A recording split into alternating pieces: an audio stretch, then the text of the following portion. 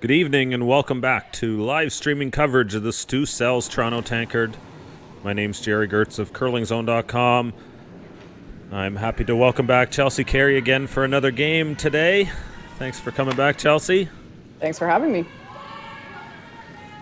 So we've got an intriguing matchup here. Lauren Mann, they're 2-1 right now, along with Emily Deschenes, also 2-1. Deschenes, the big story out of the gate on Friday, winning 6-4 over Jennifer Jones. A little bit of a surprise for the 17-year-old skip, but certainly up to the test here this weekend so far. Yeah, hard not to be impressed by that, and I'm sure a pretty exciting moment for them to pull off that victory. So this is the last game of the women's round robin. Ended up with 7 teams, created a 4-game guarantee. Everybody played 4. Jennifer Jones currently 3-1, watching along here. Their shootout into the clubhouse already. Potential for 3 teams at 3-1 tonight. So that would mean coming down to a shootout to decide the 2 teams into the championship final tomorrow morning.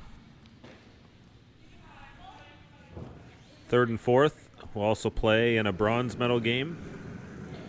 Not the ideal format we were looking for, but late changes to the draw left us with 1 round of playoffs, and so that's what we ended up having to settle on.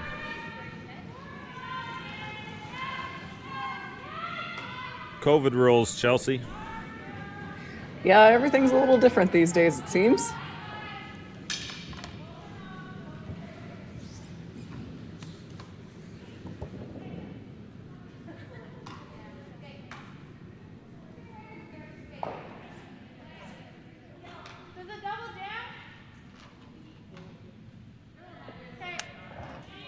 Seeing a lot of risk being taken by either team here in the first end so far. Happy to exchange hits. Team Deschenes with the hammer looking for the blank, I would imagine. Yeah, both these teams, getting early start in the year, but not much practice ice under their belt.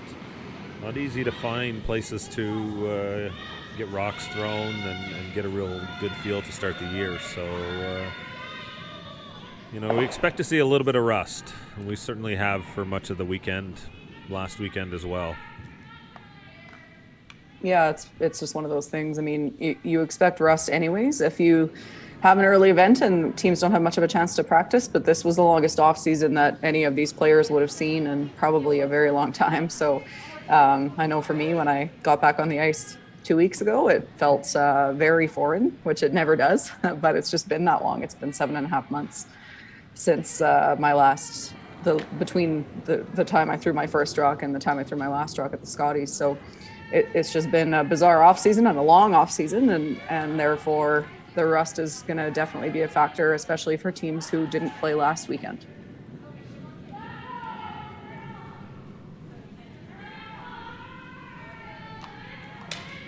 So again, both these teams playing a fairly open end here.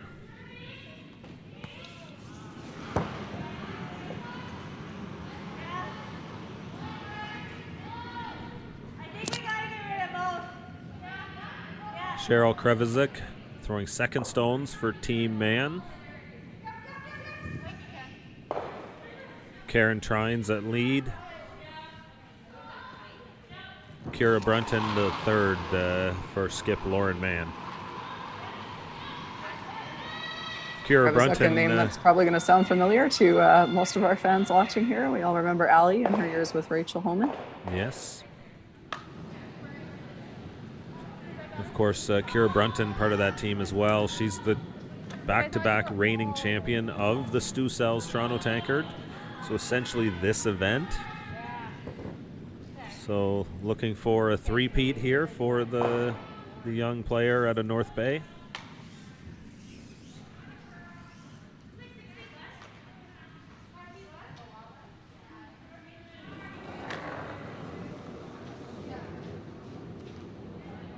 Unless that was at a Sudbury, I believe. Maybe I was wrong on that. Sudbury, I think. I'm sure the chat will update us on the correct answer to that one. I know I've seen Kira playing on the ice, though. Quite the impressive player.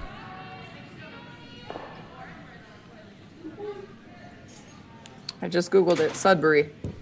Thank you.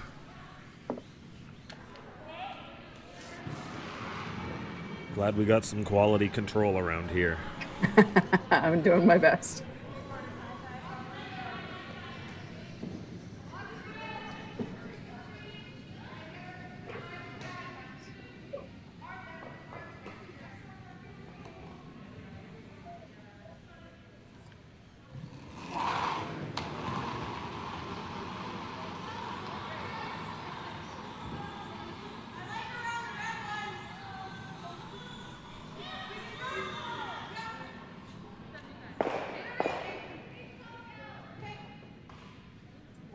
For Team Deschenes.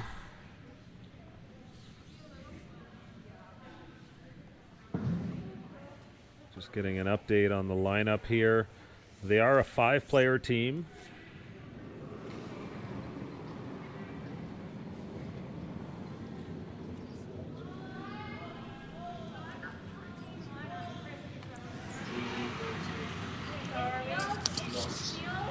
This isn't playoffs yet. Playoffs are tomorrow on holiday. This rock really sliding here on the outside. Yeah, we got some guards up here late in the end and looking to take advantage there. Unfortunately, just carries all the way through the back of the house there.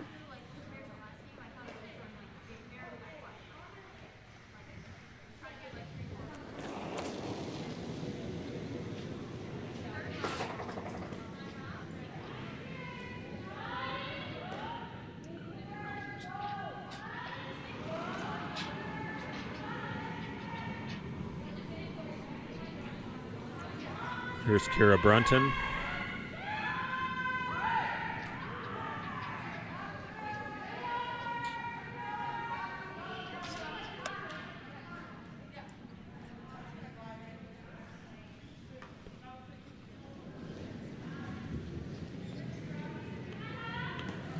Looks like that spot must be a little fast, getting fooled on that back-to-back here.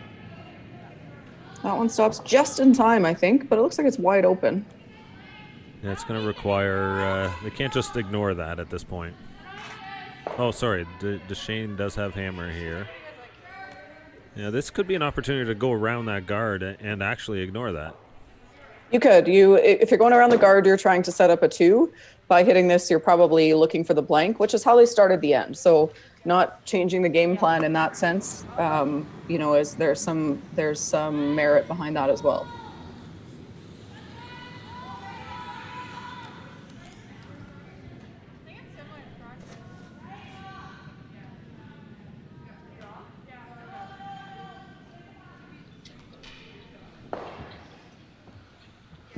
Just hangs it on the edge of the rings there, so mission accomplished. So Grace Lloyd throwing second stones for Team Deschenes. Normal third.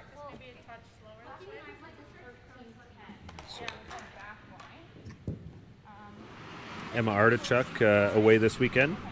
Lindsay Dubé, second, is moved into the third slot. Grace Lloyd moved into second. And Michaela Robert throws the lead stones for this team. Brunton here again. No, man, being aggressive here, going around. Yeah, without the hammer, this is an aggressive call for sure. And this is the spot that we've seen run straight a few times, and it looks like it might have on them there again here. Didn't quite get underneath, so chance to sit 2.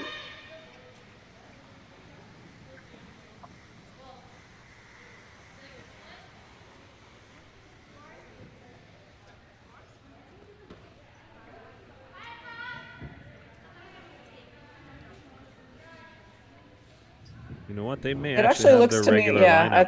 lineup. I think Team Man might also have the hammer. Yeah, this is It's the first skip Emily rock here. Deschenes here. Yeah, and it was Kira Brenton, so it's got to be Team Man with the hammer here. So less of a risky move when you have the hammer. We talked about it on the rock before that, where you could take a chance and try to set up your 2. In worst case, you get forced single, which isn't the end of the world. So they did take that risk, and so far it's not looking like it's going to pay off here because it didn't quite get buried for them.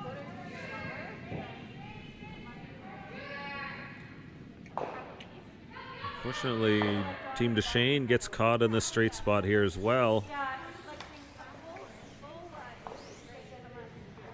The thing that can be tricky with that is that sometimes it'll also get straighter the more rocks you throw down it. So when you see it run straight, then you tighten the broom a bit, then it runs even straighter and you still miss it on the high side, and then that can be a trend that continues. So not sure if that's the culprit here, but regardless, we've seen they've not overcurled anything on this side of the sheet. It seems like it's maybe a little bit slanted.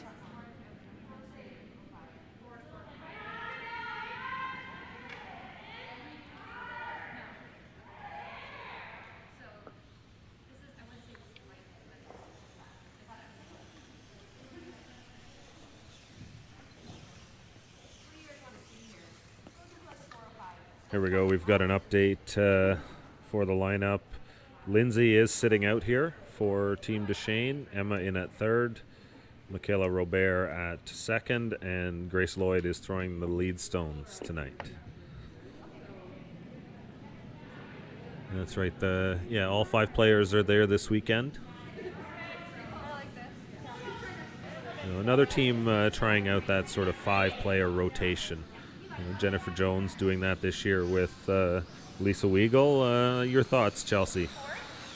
I've never done it, so it's hard for me to say. I understand the thought process behind it and the impetus behind it, as far as, time commitment gets to be really overwhelming sometimes for people. And then if you have anything in the sense of somebody with maybe some sort of lingering injury, somebody who's having a baby, anything like that, where it makes some sense to have a fifth player that rotates in and out, I think it can be tough if you're not familiar with each other. So to add somebody new, I think could be a challenge. In the case of Jennifer Jones, Lisa Weigel is new to her, but there's probably nobody she's played against more than Rachel's team. So the familiarity level there is fairly high, and you're also getting, one of the best leads to ever play the game. So that one's a little bit easier. I think it can be challenging. I know when we had, when Rochelle was gone a couple years ago after having had her baby, and we had Heather Rogers with us and Brianne Meekin with us, Brianne Knapp, I should say,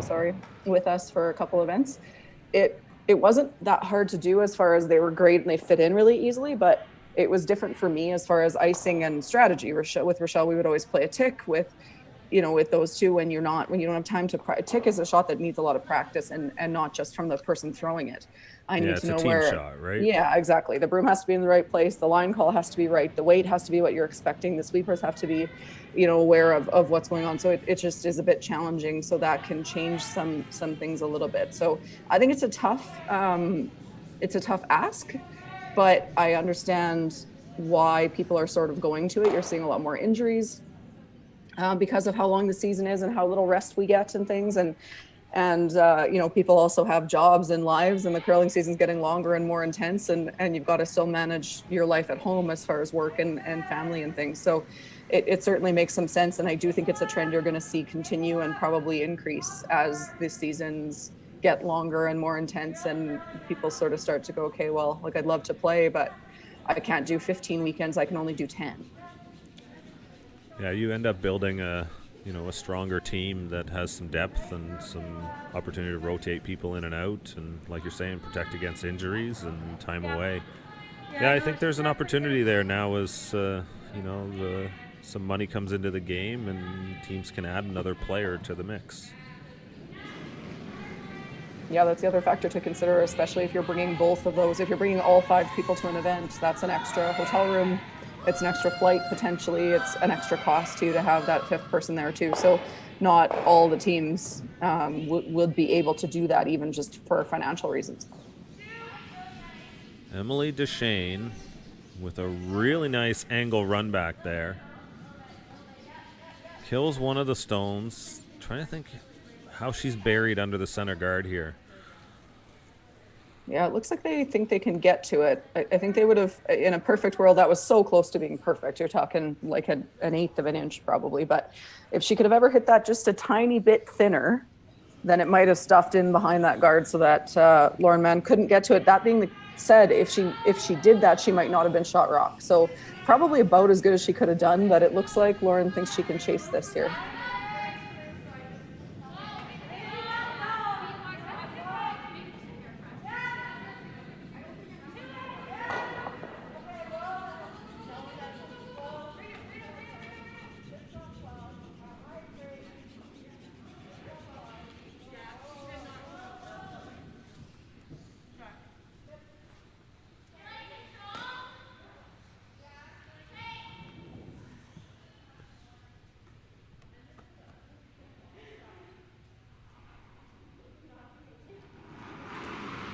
Last stone of the first end. Lauren Mann with a down weight dig here.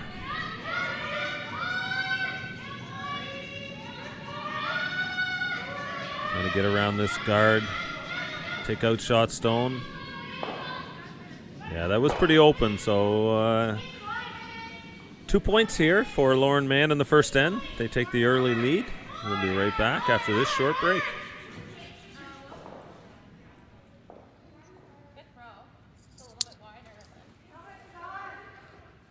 When I sweep with the Gold Line Fiber Light, I feel like I'm sweeping on TV. That's life. More surface area, better results. It's that easy. It's that easy. You need to sweep for weight. You need to sweep with this. Now, every time I curl, people ask me, what are you sweeping with? What are you sweeping with? What are you sweeping with? It's a Gold Line. It's a Gold Line. It's a Gold Line. It's a Gold Line. And it's the choice of champions. Firehouse Subs has so many delicious quality subs. There's something for everyone. But the one that started it all more than 25 years ago was the Hook and Ladder. Piping hot and piled high with freshly sliced smoked turkey breast, honey ham, melted Monterey Jack, and loaded with the freshest toppings on a toasted roll. Try the Hook and Ladder today to find out why everyone keeps coming back again and again. The Hook and Ladder. One bite and you'll be hooked. Visit firehousesubs.ca to order online.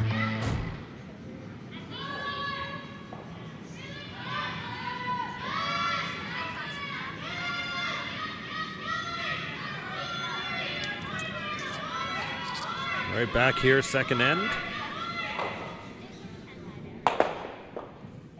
Team Deschenes will have the hammer after giving up 2 to Mann. Chelsea Carey here tonight again for another broadcast. Always look forward to these, Chelsea. I know the fans certainly do as well. I appreciate it. I enjoy doing it. So happy to be here.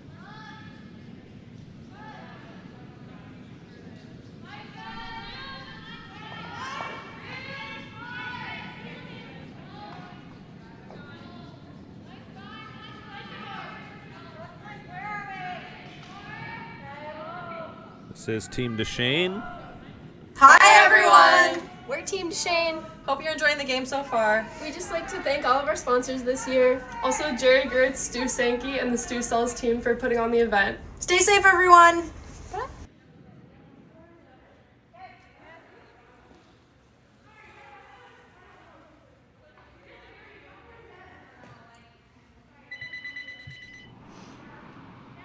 Certainly a number of great supporters there of Team Deschenes.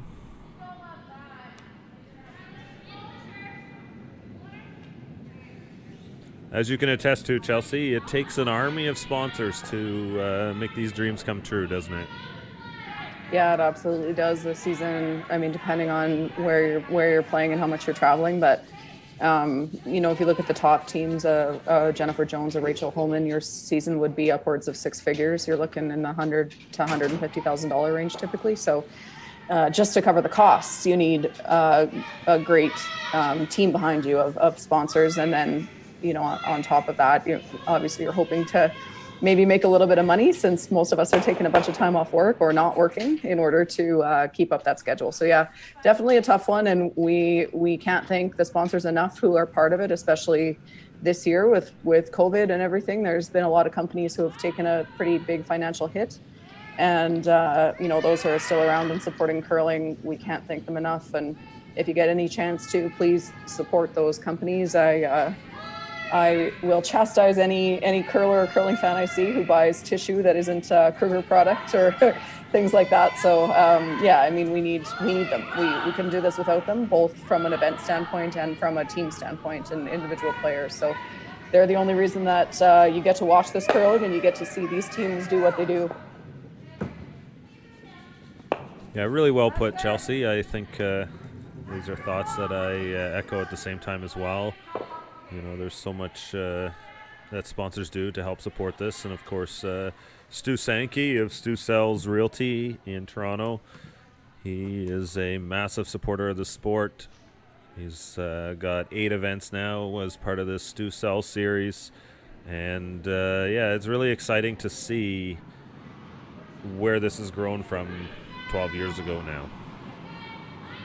Yeah, Stu's been a supporter of curling for a long time. He's been a great resource for a lot of the teams individually and as well for the events, and to kind of have spearheaded this whole series that he's got going now, and made the investment into the streaming technology so that we could bring you these games for these events this year is just outstanding. He's one of the nicest guys you could ever hope to meet, certainly one of the most entertaining guys you could ever hope to meet. Very good at his job, and just a great supporter of the sport.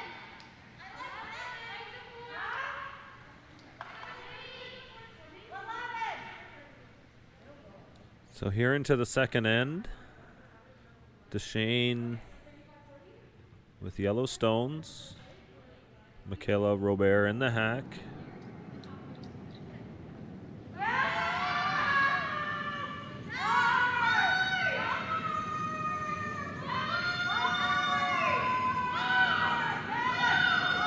I think for this hit and roll here.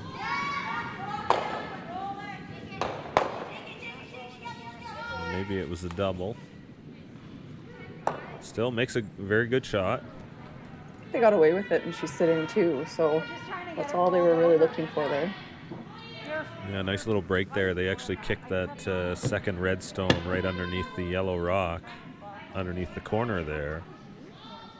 Yeah, some backing for that yellow shot stone right now as well.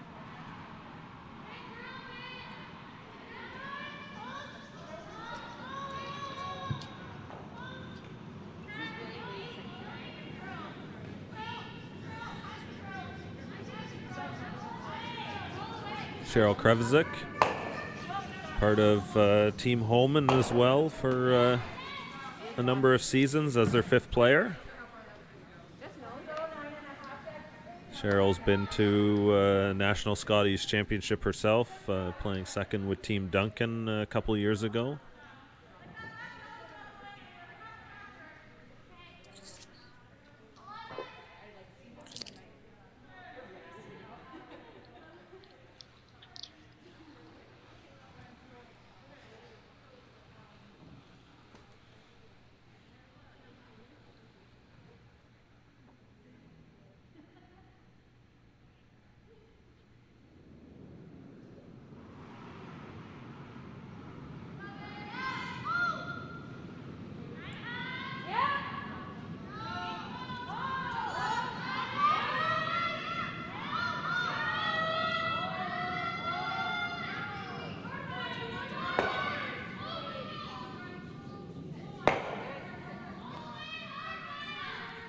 I'd like to have stuck that in the house and sat too. Not the end of the world, because their shot rock is buried right now behind the corner guard. So for Team Man can't probably make a hit, although it looks like she thinks she can maybe get to it and tap it a little bit.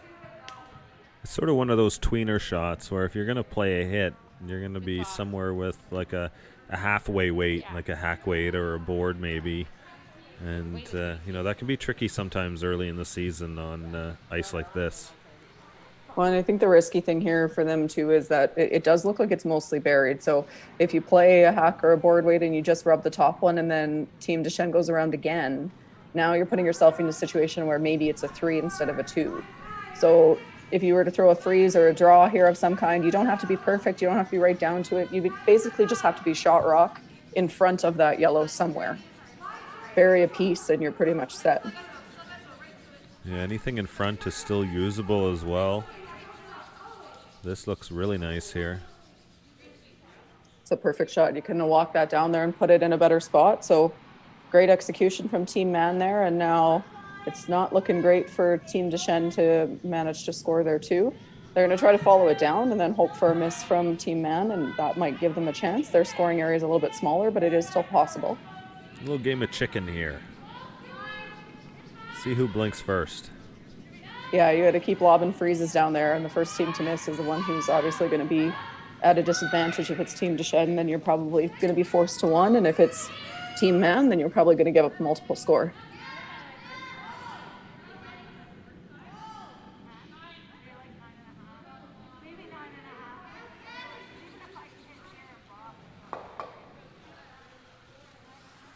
Really well done there again. So far no one's blinking.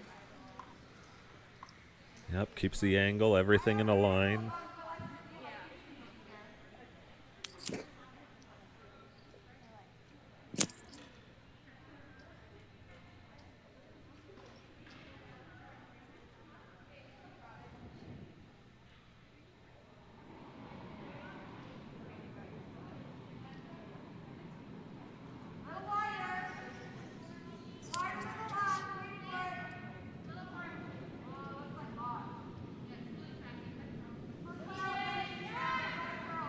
Kira Brunton's turn.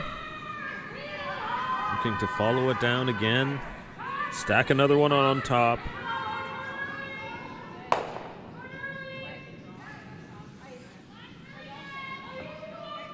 Weight was really close on that. It just didn't quite curl enough for her. That one looked like it was coming up nice, and it seemed to straighten up right up at the end.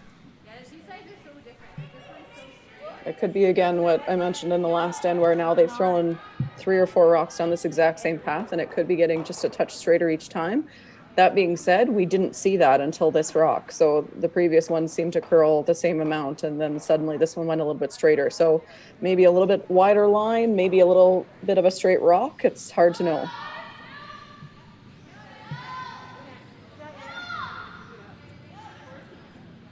So this here is Emma Artichuk.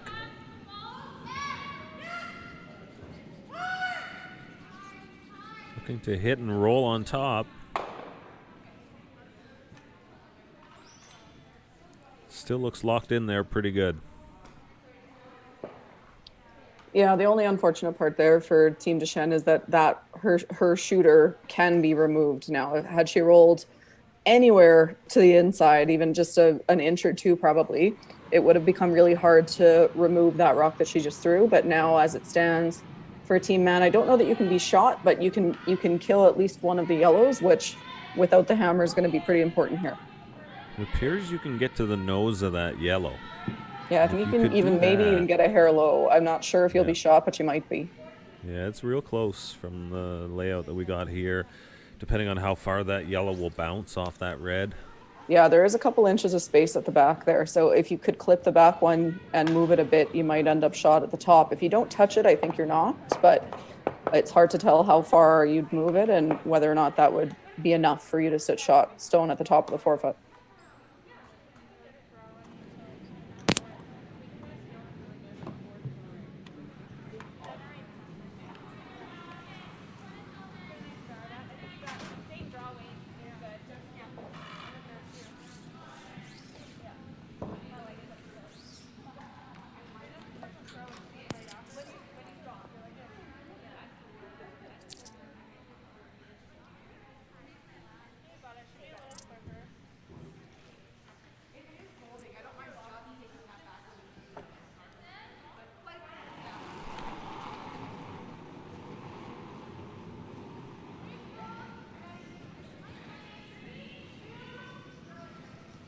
A little bit of discussion here.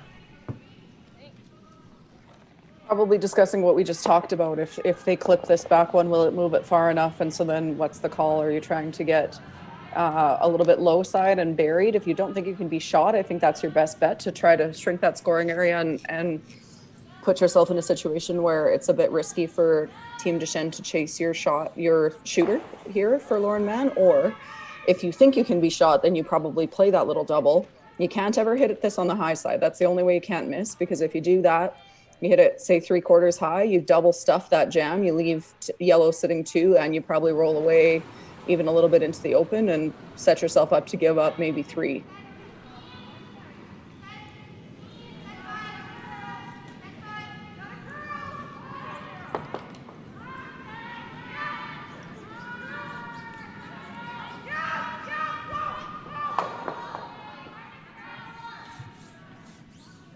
So did touch the yellow. Still hard to say who's shot, but probably about as good as she could have done.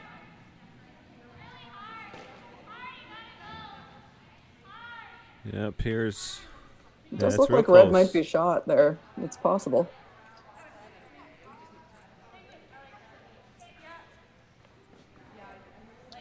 For Team Deschenes, probably doesn't really matter if it's shot or not. It's in such a dangerous spot.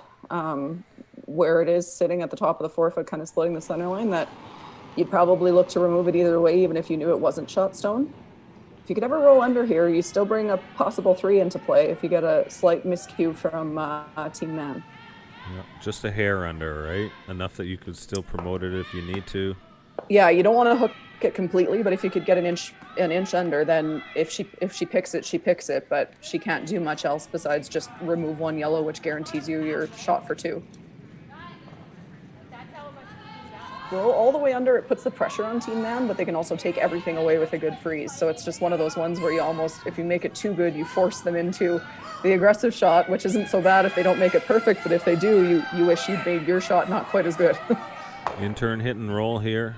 Yeah, just a little over curl. Still in a good spot. Yeah, but now I wonder if you might be able to get that yellow to squirt. You might be able to sit shot after this.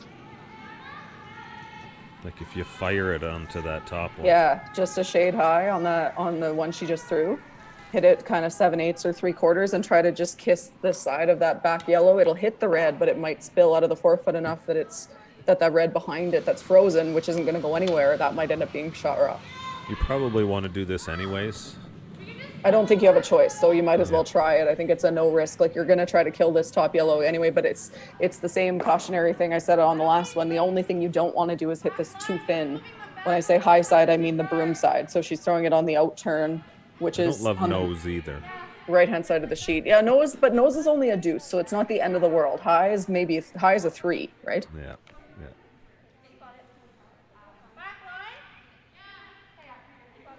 So you want to hit it a little bit high, but you don't want to hit it. So somewhere between 7/8 and 3/4 is probably perfect, but a thick half on the high side is giving up 3.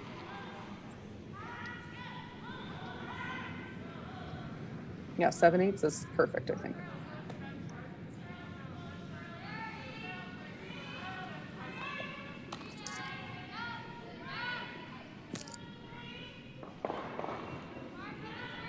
Well, sorry, she's throwing this with the in-turn, so it's the low side, not the high side. This is coming. She can throw it hard. Yeah. It's Just gonna be gonna too hit it thick. a little bit on the inside, though. So not terrible, but not exactly what she had in mind. We'll leave Team Deschenes the draw for 2. Piece of the forefoot, I think, is good enough here. Yeah, you know what? It's like no nothing lost there. Like, you run that into the pile, that's the most likely result anyways. So you got to really huff it to get it down there and actually make the result you want. And, you know, sometimes it'll misfire. One, it's a smart side miss. Like I said, the only thing you couldn't do is hit that on the other side. If she hits it exactly where she did on the mirror image on the other side of the rock, she gives up 3. So smart way to miss that. Veteran move there to have the smart miss in mind and the margin for error in mind. And yeah, it ends up, I mean, she might not have been able to hold them to 1 anyway. So no harm, no foul there. You're already up 2. So now you're tied with the hammer. You're not too sad about that. But if you're Team Deschenes, this is a big opportunity and this is a huge shot. Sweeper's not touching it. Never like to see that.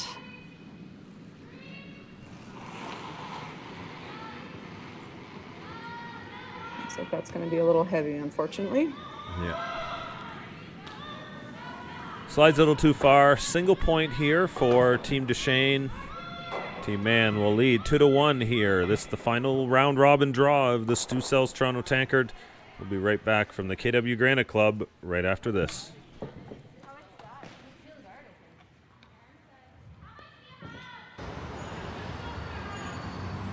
Hi. Hi. Hi. I'm Sean Chang. My name is Chris. Hi, I'm Phil Hanna. And I'm an RBC mortgage specialist. I can meet you where you work, where you live, or halfway across town. Unia Mortgage Specialist. You can find us anywhere, from here to here, and even way over here.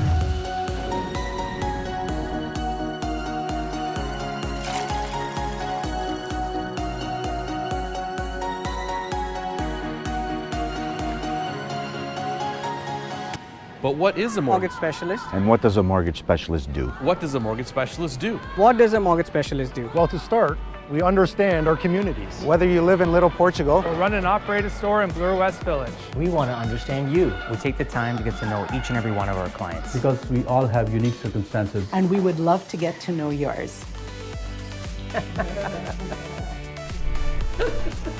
So, let's meet at your closest branch. Or maybe over a cup of coffee. So we can understand what matters to you. We're here to support you. And we never, Ever. ever leave our clients behind. Whether you're buying your first home Or your fee. Or even when you're looking to build your dream home. We bring our deep understanding of the real estate landscape and our communities. Together, under the one team of RBC. Para melhor atender você. Because our goal is to help you achieve yours. Our goal is to help you achieve yours. And we'll work tirelessly to make your dream home a reality. To make your dream home a reality. Your goals and dreams deserve an expert. Come and see an RBC mortgage specialist today, where we won't leave a client behind.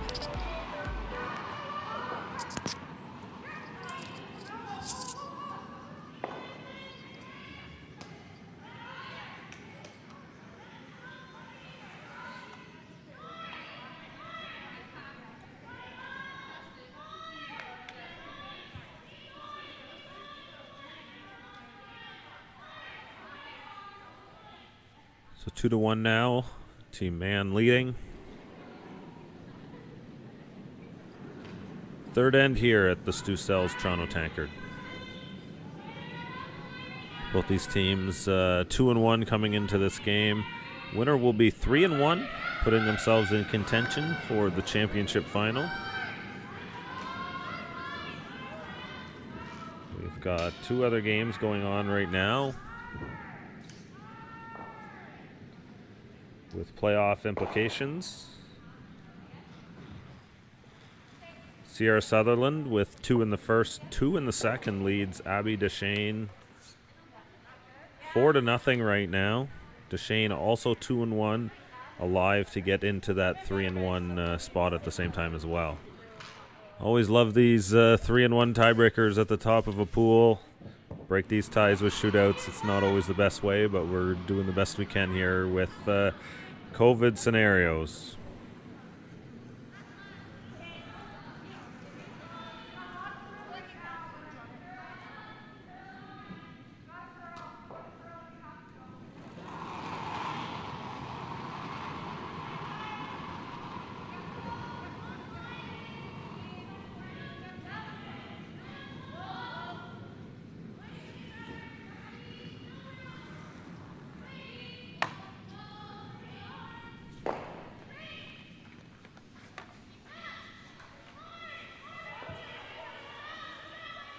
Talk briefly about what a big point that was for Team Deschenes last end with the draw for 2.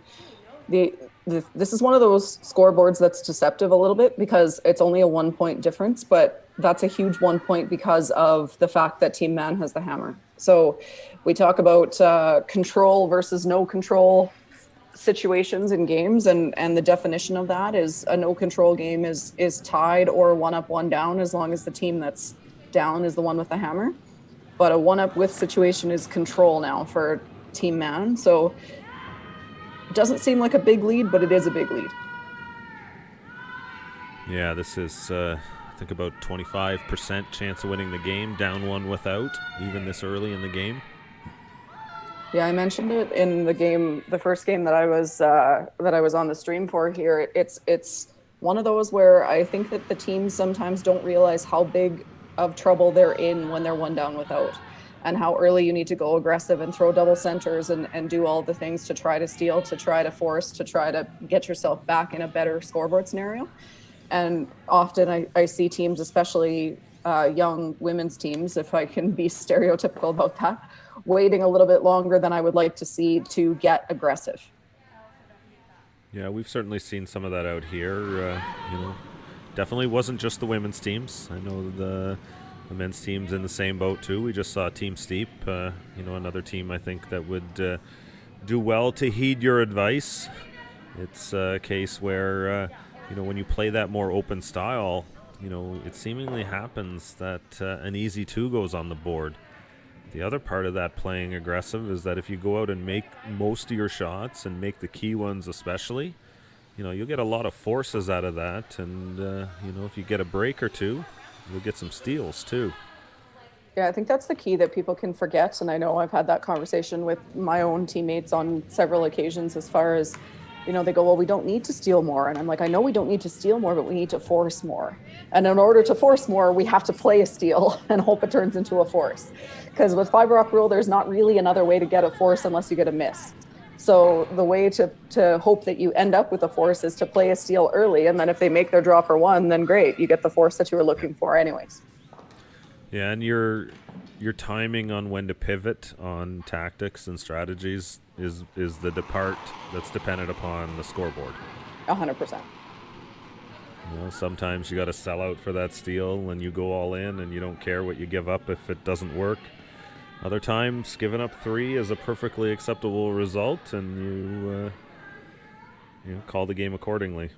Yeah, sometimes if you give up 2 or 5, you're losing anyway. So then you're going all out for the steal. If that's not the case, if you need a force but a 2 isn't the end of the world, then you shift your strategy a little bit earlier at the end towards that, trying to limit kind of a situation.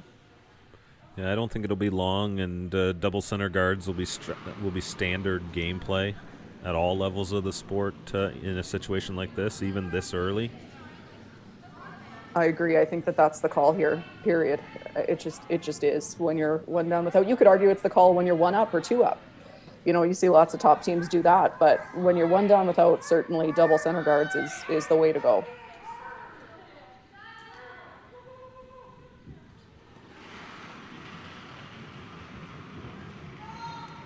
So a bit of a critical miss there. We're talking about Team Deschenes wanting double center guards, and Team Mann comes up short, leaving a second guard up front. So this is another interesting call. I understand the temptation to hit this rock. What I think, again, is something that's a little bit misinterpreted by not just the general public, but by curlers themselves, is how hard hit and rolls are. They're one of the hardest shots in the game statistically. They're made in the women's game around half the time, or I don't know if that's still the case, but that was the case a few years ago. And so it seems like a natural to call that. And you're like, teams go, well, we don't want to leave them the hit and roll. I always want to leave them the hit and roll. It's a hard shot. Yeah. So in that case, you could have considered ignoring that. I know it's scary, but again, you're 1 down without. The draw around that guard is a lot easier than the hit and roll she just played. And there is a double guard up front as well, so it's not. Yeah, like so you had some extra coverage. Exactly, which makes a difference. I think if you just had the single guard, you would always hit that. But with pretty the good extra end result coverage, in this hit and roll, though. It worked out pretty good, yeah. They have to hit it in the back. These 2 stones will be grouped, and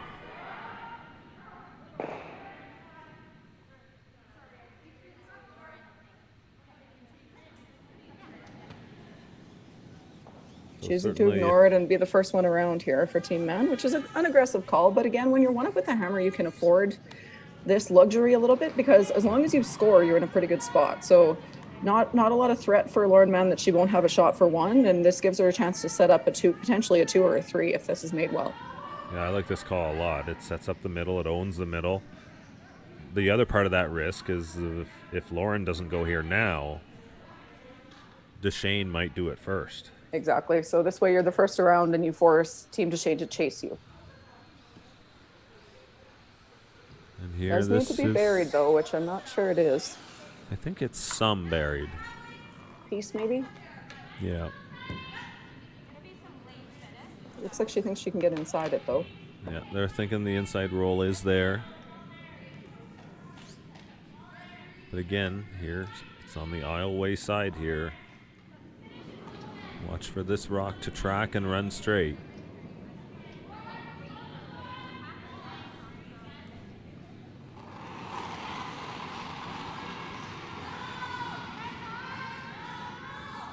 Yeah, this ice is so fast as well, and it's a mistake that everybody's making. Yeah, a little heavy, a little straight, a little, you know, you can argue whatever you want for the cause of that, and it could be multiple things at once, but again, we've not seen over curls on that side of the sheet. In the end, a really nice weight thrown there by Emma Artichuk. It did look like the weight was close, yeah. Yeah, came up real nice at the end, just enough to get the nose. Looks like Team Mann has to roll here to get shot. So it makes this shot a little bit more tricky.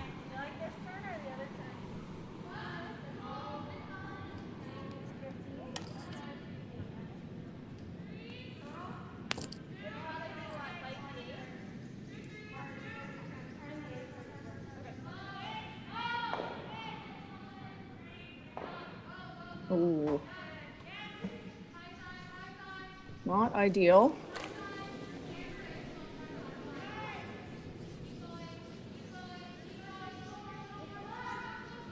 Leaving Team Deschenes shot there with the jam. Rolls the shooter out. So now again, the opposite way, a little bit of a low risk opportunity here for Team Deschenes to try to wrap one around here. You don't need to be perfectly buried. Just get kind of a piece of this underneath, anywhere from just shot rock, half 8 foot, to, you know, almost biting top button will work. Yeah, two very different shots there. Artichuk with the really nice soft weight. Even though she was out a little bit, that stone had a chance to come back. That last one just a little bit too heavy and really ran straight.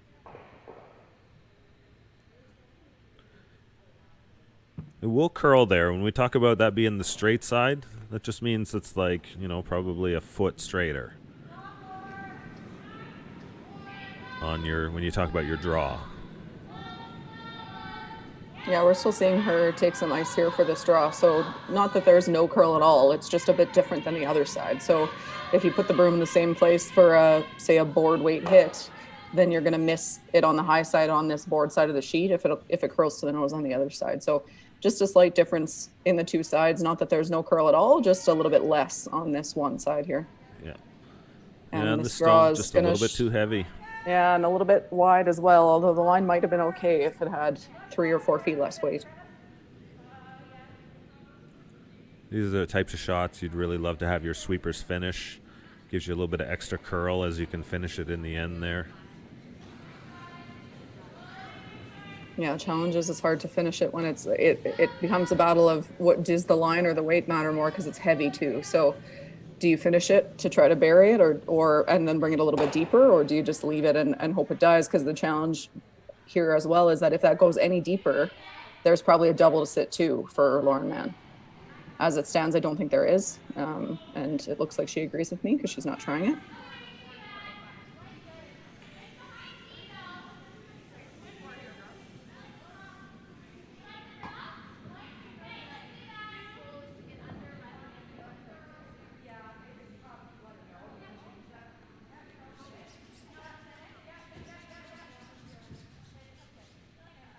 Not a lot of ice being taken here. So again, like we were just talking about, so on this side, this intern side, as we look at it, that's the straighter side of the two. So, you know, just outside, maybe 3 or 4 inches outside the edge of the 4 foot there, where if you were on the other side, you'd probably see it 3 or 4 inches inside the edge of the 8 foot. So not a huge difference, but maybe 6 inches to a foot difference in the amount of curl from one side to the other. Fix the standings. Oh, it's a miracle. The Thanksgiving miracle. With the constant changes between the schedule, it ended up breaking something. And so it was showing zeros on the standings forever until just now. So if you go to curlingzone.com, you can check out the women's standings currently updated.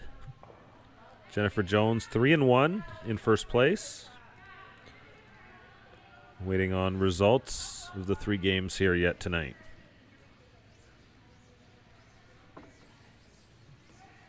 And so here we see the opposite. We were talking about how speed sensitive this ice is, and that's a good thing. But so we saw Team Deschenes with a little bit extra weight sliding out on the wide side to the back of the forefoot there for Lauren Mann. A little bit light and over curls and ticks the guard. But if you had the weight in between those two, if you had sort of top forefoot weight, it's probably the perfect line. But both look like missed shots because you're just that a couple feet off, and it is that sensitive to the speed.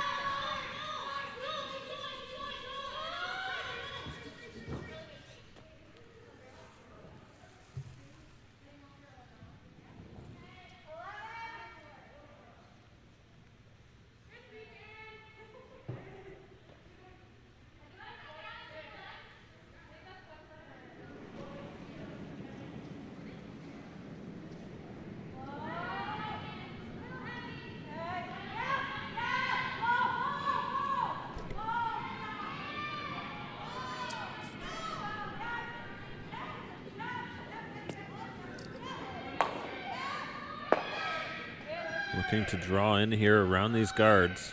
Just gets by. Another dance with Wade in line there. Yeah, that's one where that's the classic. The sweepers are going, we don't want to. And I'm going, you have to. Hard to get by. You're like, oh, it's coming. It's fast enough, Chelsea. Well, and you have to make sure, and to your point, like that's just a big communication thing where at some point you need to decide what's more important. Is the tick on the guard there better than sliding back forefoot? I don't think it is in this case. I think you wanted to sit 3. This isn't where they wanted that rock, but the sweepers did everything they could, and they let her know that that the weight was all there, but they had to sweep it to try to get it by.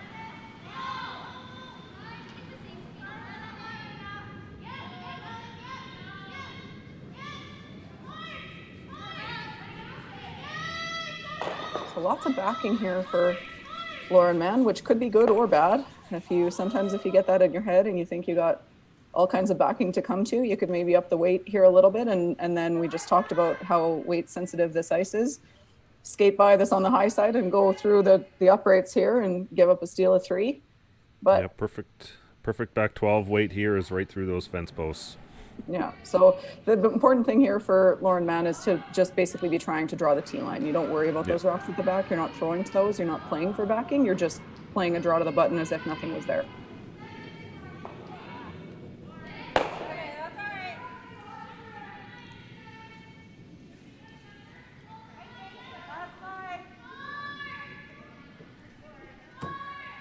So I think they like the line, so they're going to finish it in here. Thought I heard back line. Really well done there. Exactly what I said. Just pretend it's not there and don't throw to that. Just throw a good draw to the forefoot. And she did just that. So that's a single point for Team Mann. Leads 3-1 now. After 3 ends here in the final round robin draw, the Stu Sells Toronto Tankard. We'll be right back after these short messages. Hey guys, welcome to the Stu Sells team's brand new listing. And I am so pumped to bring 113th Street to market. This is a super cool house. We are in New Toronto. The lake is right there. The bike path is right there. Do you know what? I've always said in real estate, this area of Lakeshore, New Toronto, is going to be the next beaches of Toronto. You can see the development. And voila, we have this great raised bungalow. The ceilings in the basement are 8 feet tall, and you have a 1-bedroom apartment in the basement for extra income. And you know what? My client has done all the hard work. She's taken out the walls. She's put in the structural support beam. So everything's there to put a second story on, or you know what? Just come to this beautiful country-like setting backyard and just chill. The home has a lot of upgrades. Like I said, it has the beam. It's an open concept, and you know what? The crazy thing about this bungalow is it actually has a front hall closet, which most bungalows don't. So look, go to stusells.ca. You can see all the pictures and videos of this amazing backyard. You can take a tour of the area and call me Stu and come have a showing.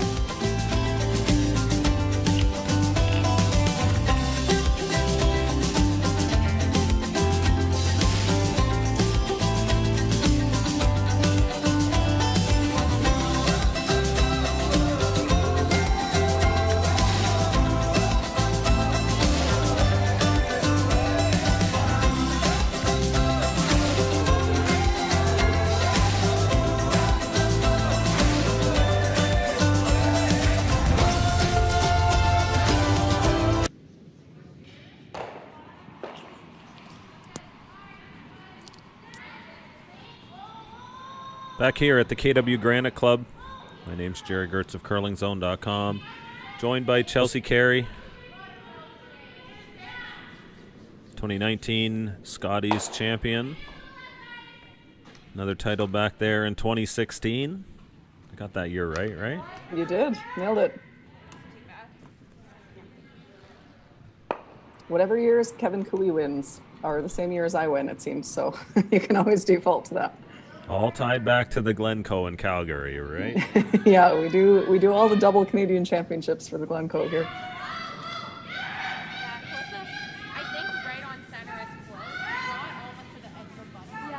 So Team Deschenes. Their chance here with the hammer.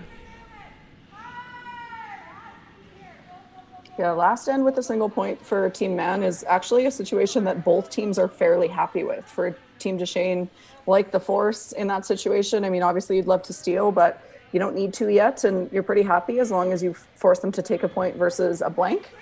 And for Team Mann, took a little bit of risk early and looked like maybe a deuce setup, turned into only a single point, but you're pretty happy with that too, as long as you can score. So both teams not too upset about the result in the last end, but critical for Team Deschenes here to try to score multiple points.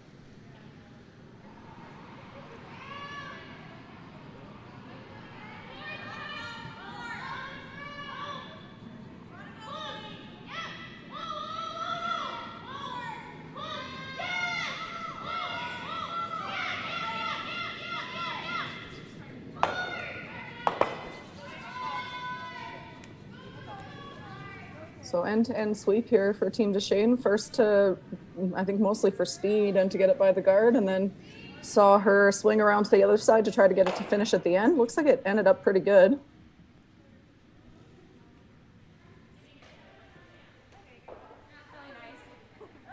I didn't yell, plan B, but right out of your hand. I was like, okay, we're going for the double, I guess. It's so straight there. Just never comes back.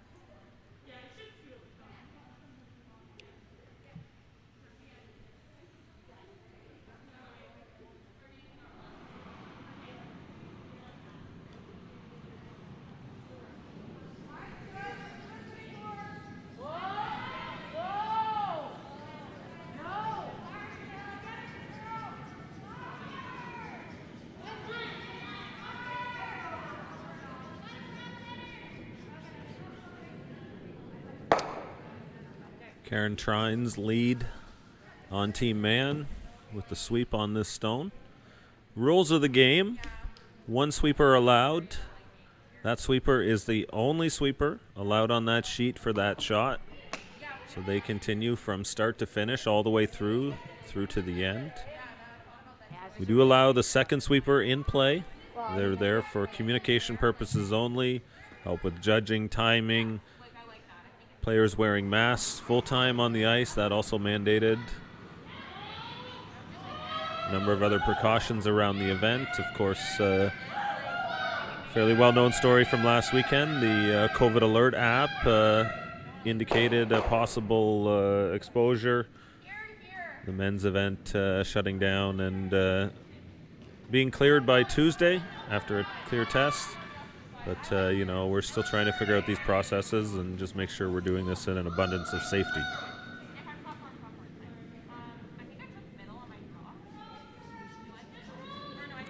Saw a similar thing happen in Saskatchewan this weekend as well, I believe.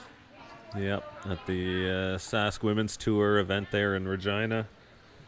They had a positive case go through the curling club on October 4th, so that was a week ago.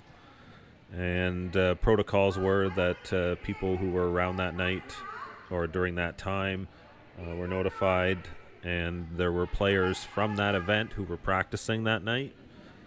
So risk is believed to be extremely low, but again, just you know, taking a step back, you know, being on the safe side and just trying to make sure that, okay, yeah, you know what, that was a spot, we could trust it. Things like that.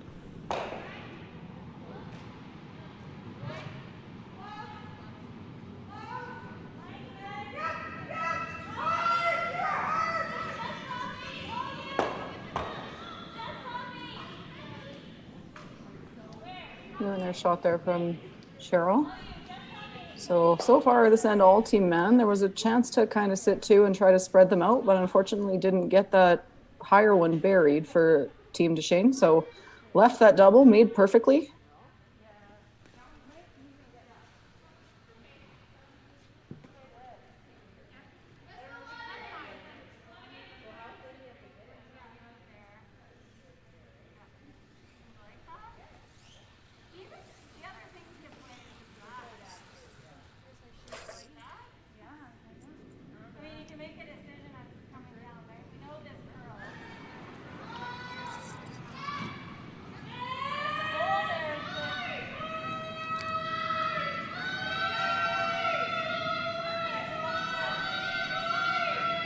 Looking for the roll here, but not too far. Yeah, just over curl on them a little bit. Trying to roll behind the corner, so the right idea, but hit maybe a quarter rock less than she wanted to and just rolled a little bit too far out of play. And now again, back to advantage for Team Man. The good news here for Team Deschenes is they really only need one good shot to set up a deuce. So they're going to need one at some point, but they're still in business here potentially. If they can sink one good, come around and get a slight miscue from Team Man, then they could get their deuce and this game's tied up. Yeah, definitely the right way to miss that was to make contact. Make sure you remove shot stone, because that stone was in a bit of a dangerous spot. Yeah, you could have seen them ignore that, but because it had such a good chunk of the forefoot, it makes your deuce hard if you leave it there and come around the corner guard or whatever. And plus, where that red rock is behind that corner guard, makes it a bit difficult to get there and get fully buried as well. So I think that's the right call. It just unfortunately got away from them a little bit with the curl. And that's, we talked about it being the straight side going away from this walkway. So that it would stand to reason that it's going to curl a little bit more towards it. And it certainly looked in that case like it did. So now a mistake returned, and Deschenes will be able to throw the draw to herself. Her team, sorry. A little bit nerve-wracking for Deschenes here because you don't love going around a corner guard or center guard, with a hammer, but I think it's the only call you have right now. The only thing you don't want to do with this is put it deep, even top buttons too deep, because then Team Man can freeze to it and make your scoring area for your multiple points really, really small. You want to ideally leave this higher and be kind of just shot, like full 8 foot would be perfect. Unfortunately, it looks like they're going to come up a little bit short here. Yeah, this spot has been fooling everyone all weekend. And again, in theory, that's the swingier side, so it'll be a little bit slower. So you throw everything on the straight side and you get used to that speed in your head. And then this side just doesn't carry quite as much because it's got that little bit more finish. It takes the speed off the rock.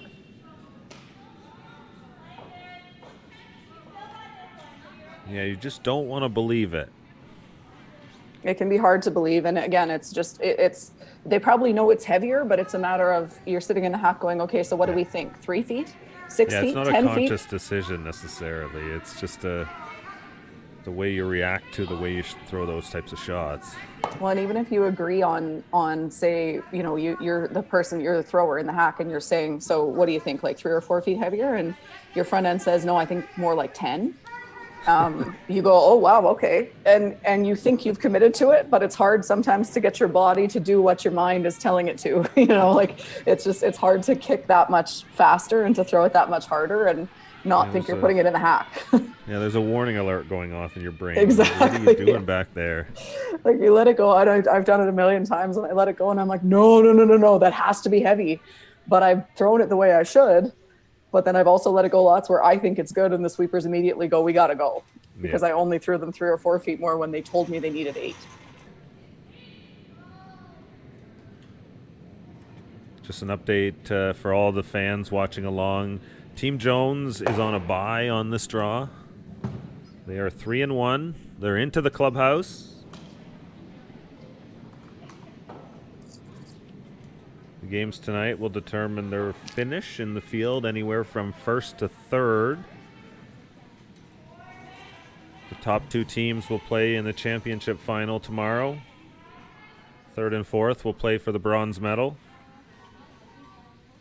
Or the bronze dollar, maybe.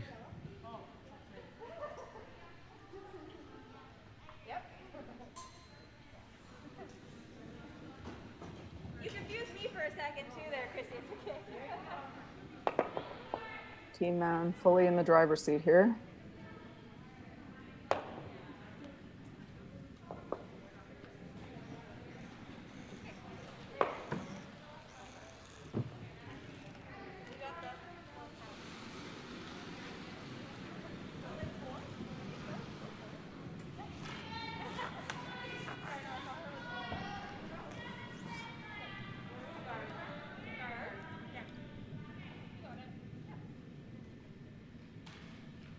Karen Trines with the Scotties a few years ago, I believe 2016, with Jen Hanna. And then went back again 2017 in St. Catharines too. Maybe? No. 18, I think, in Penticton. Yes, that's right. That one with Holly Duncan. I remember her very well in 2016 because they beat us in the round robin. Well, you had the crafty veteran come back that year. Yeah, it was the year of the brooms too, so it was always an interesting one with, you know, it unfortunately became a little bit less about throwing in some cases and more about knowing how to properly sweep things. Yeah. With all the carving and the straight and the slowing stuff down and everything. But yeah, I remember they beat Rachel Holman in the final that year in Ontario and came to the Scotties and didn't have the best week, but did beat us. So I thought they were really good. Yeah, we all remember, you know, revisionist history here. Jen Hanna playing Jennifer Jones in the 2005 Scotties. Yeah, St. the John's, shot. Newfoundland. Everyone knows the shot. Man, if she throws that stone in the rings. I'll never forget that. That's all I can always think of. And everybody goes, oh, Jen made the shot at Jen Jones. And she did. I mean, the shot she made was absolutely incredible. But Jen Hanna, all she did all week was draw the pin for fun. Like, she was the best drawer I've ever seen that entire Scotties. And if all she does is put it in the house, then Jen Jones doesn't have anything to win the game. It was wild to watch, but obviously one of the most historic finishes of all time. So yeah. And the start of the dynasty, actually, as well. Yeah, the start of the dynasty on that side. You only imagine what might have been possible on the Hannah side as well. 100%. Well, and you see Dawn McEwen, who was on that, Dawn Askin at the time, who was on that Jen Hanna team playing second, and now, of course, has moved over to Jennifer Jones and become one of the best leads you could ever hope to see in the game of curling. And obviously, it's worked out well for her, as that turns out. With got married to Mike McEwen and had Vienna.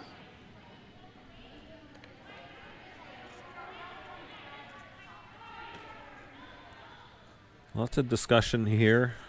Pile of red stones in the rings right now.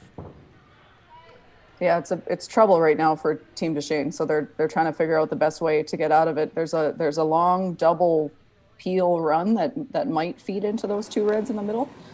But if you don't make it, and then Team Man throws up a guard on this out-turn draw, which looks like the easier way to me, then I'm not even sure you could score. So the question is, do you take a risk and try to run this double, or do you draw now, or do you run this corner guard in? I think that's even riskier, to be honest with you. Although you could argue that corner guard, I don't think it is, but it could be in the way of the out-turn draw. I think on the straighter side, you could get by that and make it without much of an issue. But I would definitely, on arena ice at a slam or whatever, that rock is guarding your draw to the button, that yellow corner guard. Yeah, that stone is should be okay here. I agree with you there. Still, it does create a bit of a tight hole in that situation. Looks like she's going to try and double peel off the front here.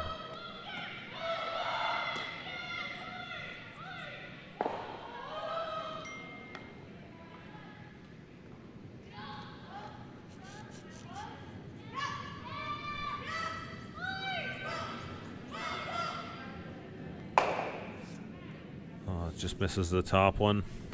Or sorry, the second one.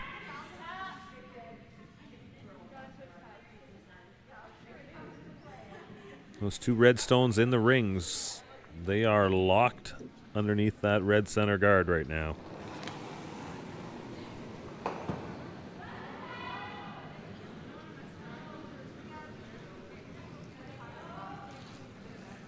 think you block off that straight side draw, and you dare Deschenes to try and draw down that curl side there, where we've seen a number of shots come up short. Yeah, it's definitely there, that intern draw, but it's much harder for, like, partially because you can't see as much of the button on that side because of the positioning of those red rocks, but also to your point, we've seen them struggle to figure out the speed there, and everything's come up not a little bit light, but a lot light, like 10, 12 feet light. So definitely a harder shot, if for no other reason than the rocks you've seen come down there, and then what do you do with that information? How much harder do you have to throw it than if you're on the other side or the last draw she's thrown kind of thing?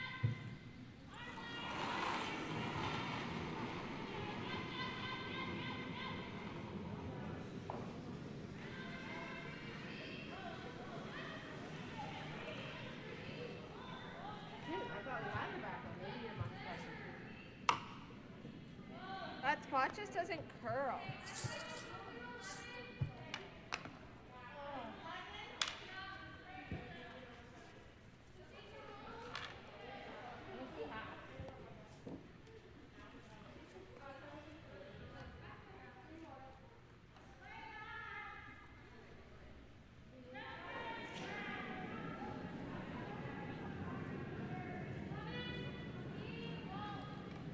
I believe last stone here for Team Man. Deschenes with one more to come.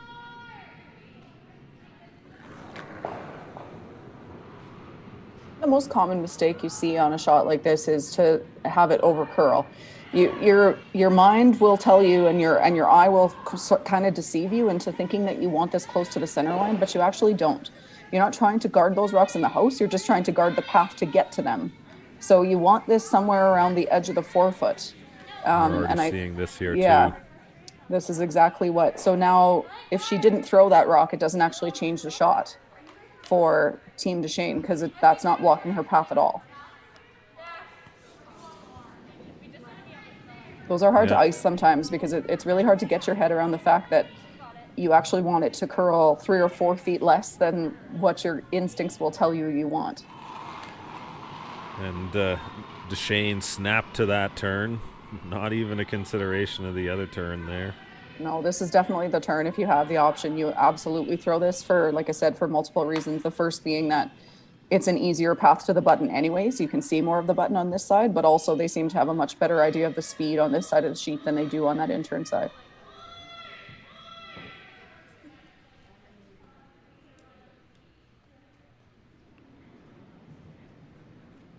Emily Deschenes, last stone here, fourth end. Pressure draw, facing 4.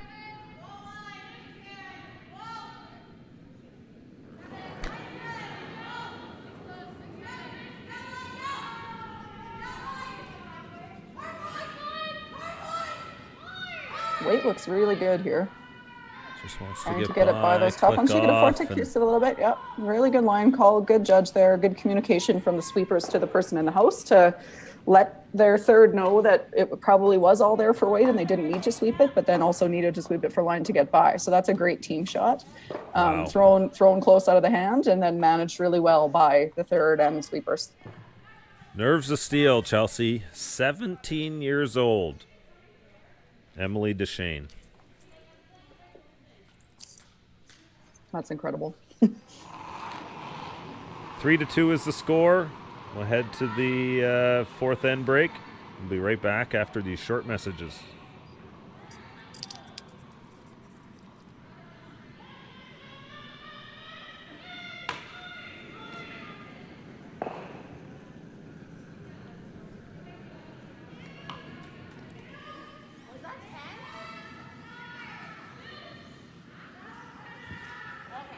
No matter what speed you're comfortable with, the G50 line has a shoe for you.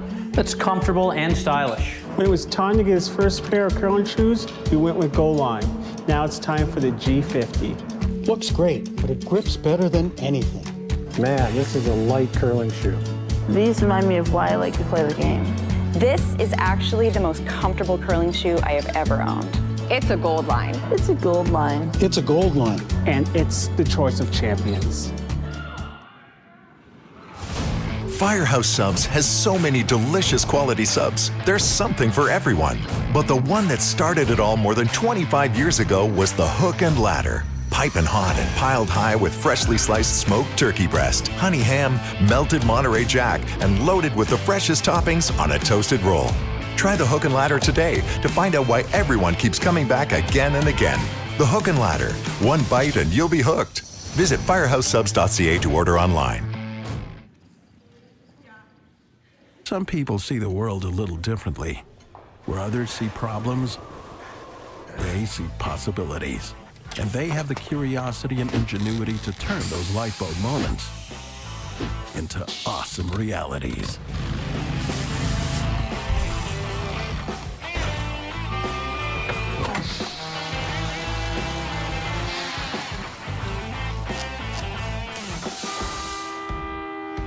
We know who you are.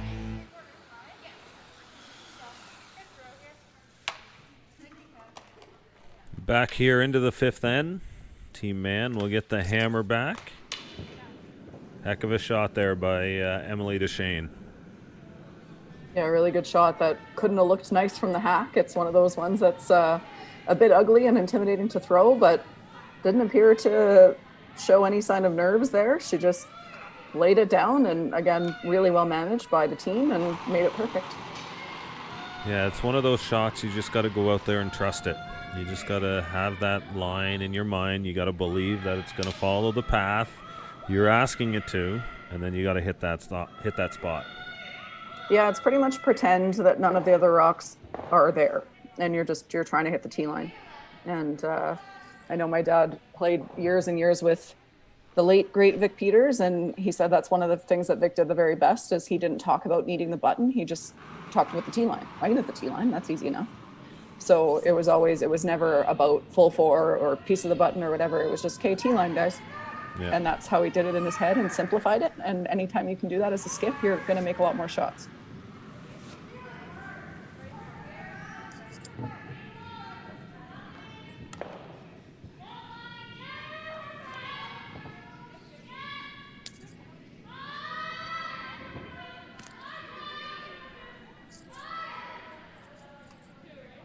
For Team Mann, that's a really good result there. Chipping the center guard. Rolling for a corner.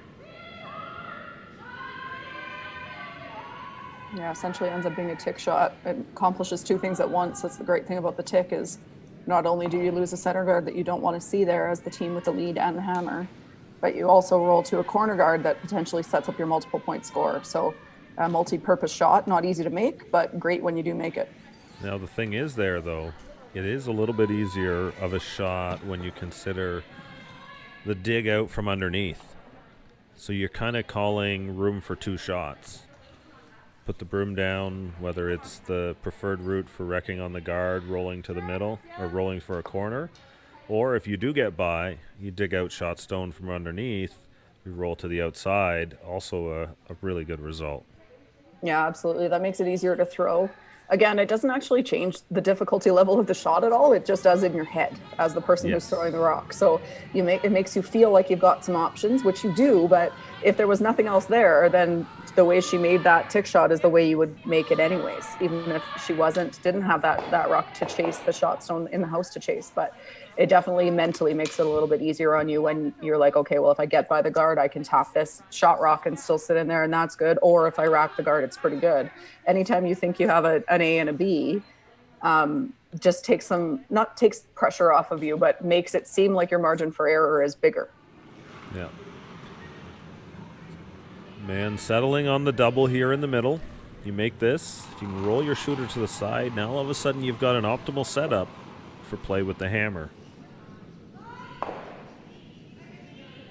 Even then, the half shot here, still a good result. Yeah, not bad. That's the way to miss that. You don't want to over curl it and leave your shooter in the middle there, but would have liked to make noise on something. And more than that, regardless of what happened to any of those rocks in the house, would have liked to have stuck the shooter as a corner on the other side. But again, with a 1-point lead and the hammer here, you're not that concerned about that. You already have one corner guard, so it's not the end of the world. And the good news as well for Team Mann is that this team Deschenes rock is only full 8 foot. So she always has a pretty makeable shot for one with a draw with either turn right now.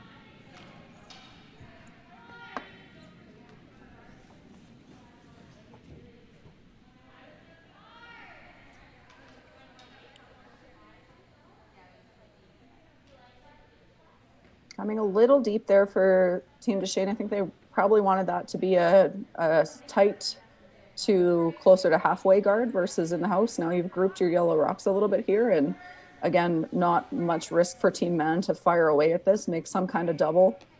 Just if you end up with a blank here for Team Man, you're pretty happy.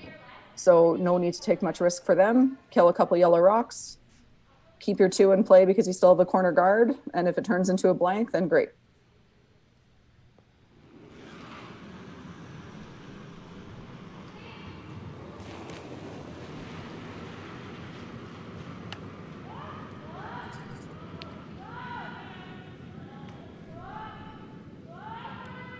Ooh, that sails on through.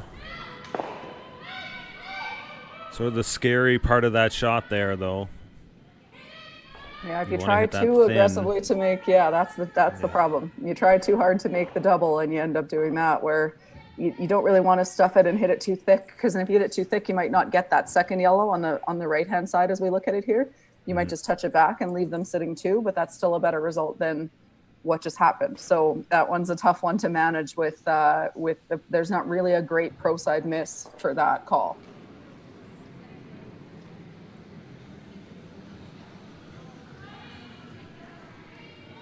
Emma Artichuk called to throw another rock in on top. Tight guard.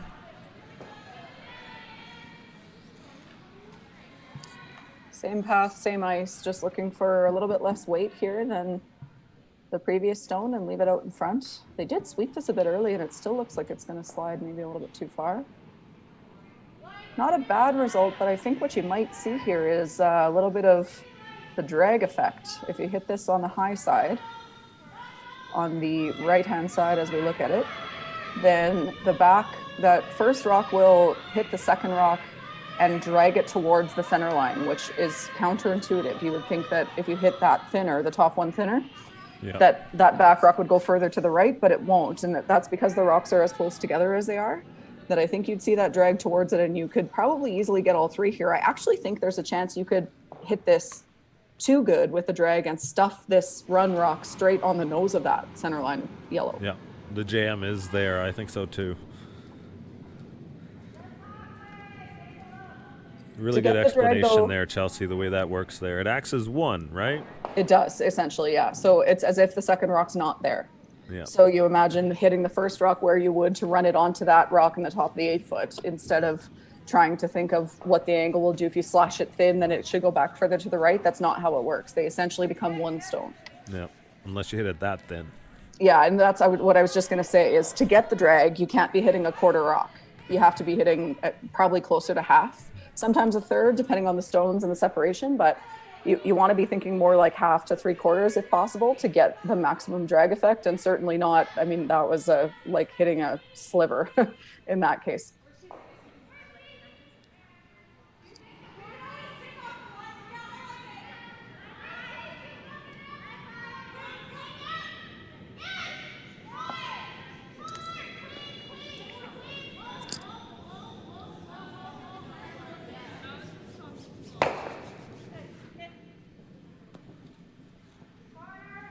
So the other games going on right now, Sierra Sutherland leads Abby Deschenes 4-1. And Kathy Ald and Taya Colburn 6-6 playing the 6th end. Halloween is coming, is it not, Chelsea? Yeah, I think so. I've lost all track of time these days with not having normal routines and things, but I'm pretty sure it's coming up. Also just saw the Lakers win their 17th NBA championship. Oh, nice. LeBron gets his 4th title. He does. 3rd different team. Pretty impressive.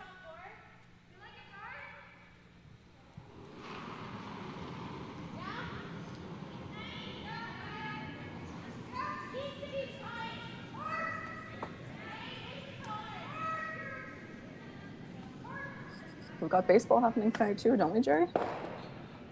I have no idea what's going on anymore. I think it's Astros Rays. Tonight. Yeah, with the curling going on, it's almost been as busy as it usually is. Oh, this is the first Thanksgiving I've not been curling in 15 years. Yep. So I'm with you. But yes, it's 2-1 Rays, bottom 6. Nice. Yeah, we need those Astros to lose. Yeah, we do. We're not biased or anything, but plus, the Rays are a pretty good feel-good story too. Terrible stadium, terrible location. Like, they have one of the stronger TV fan bases in the sport, but the stadium's in the wrong city. Tampa St. Pete is a twin city kind of deal, and just wherever it is, it's just so bad for the whole franchise there. Well, and it's interesting. I read today that the starting lineup of the Rays that won the ALDS over the Yankees, the whole starting lineup put together, 10 players, get paid less than Garrett Cole combined. Get paid less than just Garrett Cole on his own. So that's a feel-good story in and of itself, I think. After they lit up the Jays, I don't mind seeing them win, because at least it gives some justification to how lopsided that wild card series was. Yep. And the Blue Jays building a team that's sort of very similar to that vein. They have some money to spend too. Like, the Blue Jays will be able to spend up close to the cap.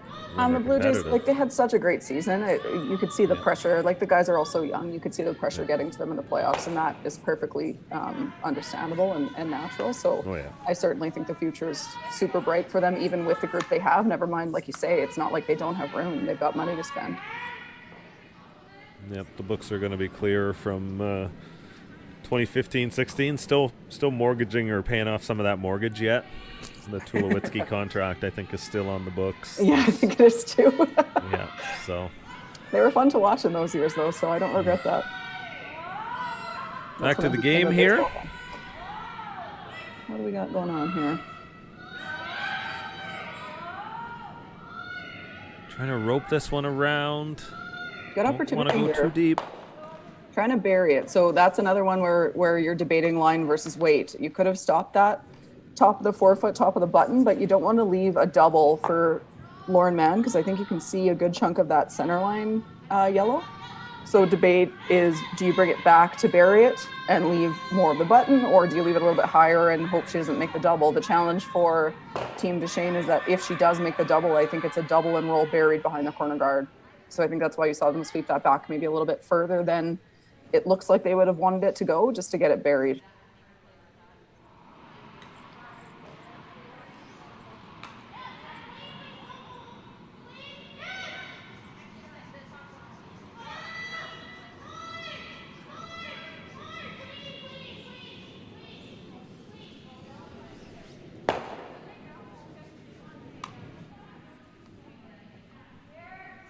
Yeah, that stone in a tricky spot there. Yeah, you can see just enough of it that it's tempting, but it's still scary because it is a good chunk buried, and if you ever tick the top one, now you're going to have a hard time scoring. If you're Team Man, do you consider playing the split on the top red? Is you it could. too late to do that? I think it's maybe a shot too late. If you needed 3 to, if the score was different, if you needed to score multiple points, I think you would do it and take your chances that they miss the guard. But the challenge is if you make that perfect and they throw a guard, it's going to still be really hard for you to even score 1. Because your whole out-turn side is blocked there by that wall of guards. And so then if she takes away the in-turn side, I'm not sure how you get in there for a single point. So if they were down, I like it. If it were thirds last rock, I like it. But I think it's a little bit too late now. Yeah, I got to play the smash here, get rid of at least one of those yellows. Again, with 1 point lead in the hammer, we talked about this in the third end, sorry. You want to make sure you have a shot to score. Your biggest initiative here is not to give up a steal.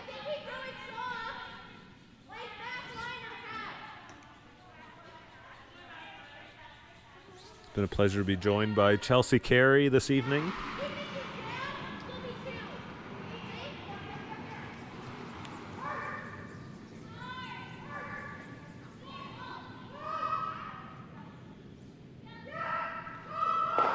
Run back.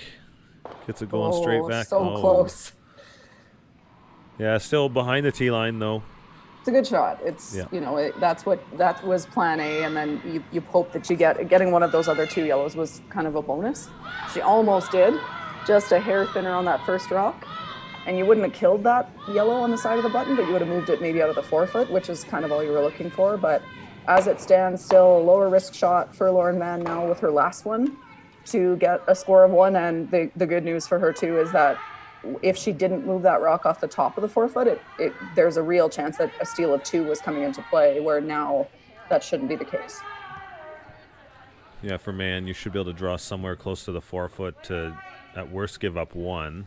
Yeah, I think you're going to have a shot for 1, but you just make sure you don't give up a steal of more than 1, and you're tied with the hammer playing 6, which you're pretty happy about. That's why I wanted to make it clear, which was likely to happen. Just with just the way that it's moving. I know you can see a lot of it.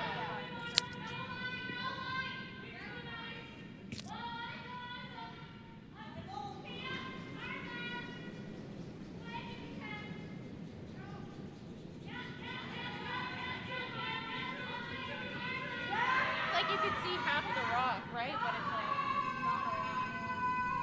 I had almost all of it.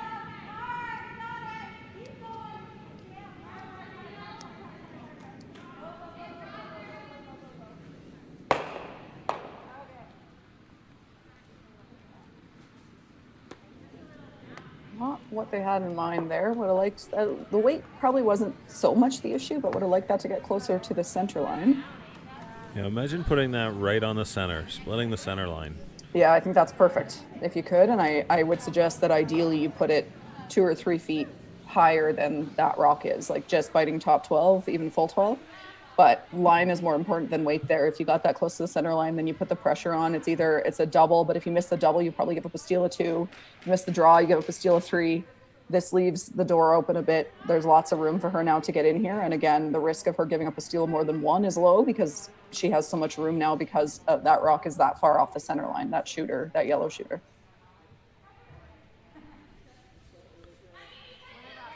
Coming out of the break, we'll have an interview with Rick Prashaw, sponsor, supporter of Team Mann.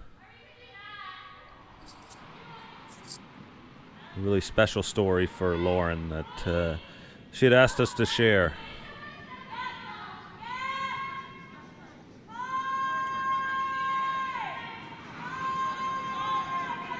Last stone here of the 5th end.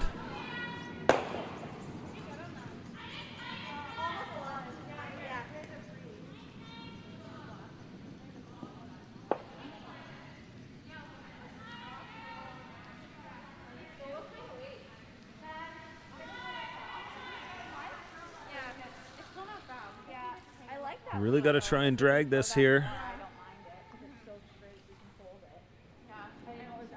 That will be a steal of 3, it looks like. Yeah. Line was absolutely perfect.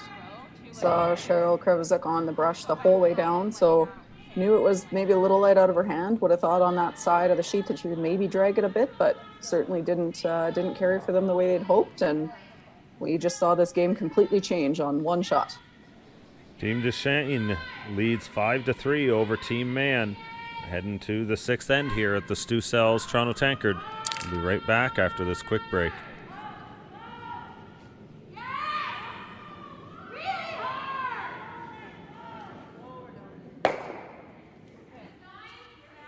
Hey guys, we are here at the Summit at King and Bathurst, and this condo complex is crazy. Look, it's got an outdoor pool, it's got 2 barbecues, has an indoor pool, full gym, yoga, workout room. This is truly like being at Club Med. Now, we're bringing this amazing 1-bedroom and den condo unit to market, brand new wood floor, brand new gorgeous kitchen, brand new bathroom, open concept. This building was built about 30 years ago. When they built these condos, they built them for living. So we're almost 700 square feet of open space, floor to ceiling glass, so much room, closets, storage. This is an amazing unit. So go to stusells.ca, look at all these pictures, see the video, and then call me, Stu, and come for your personal tour.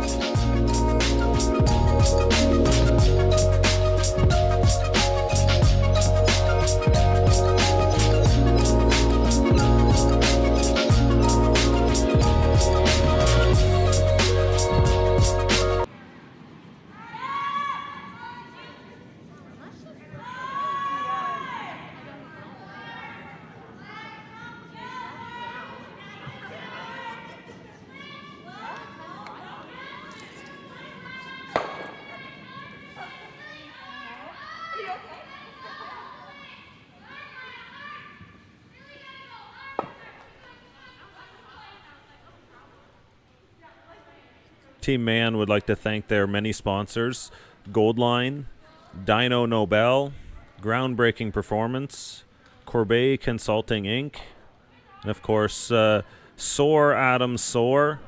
We have an interview with Rick Prashaw, author of the book Soar Adam Soar. It's a story that Lauren wanted to share about her transgender brother Adam.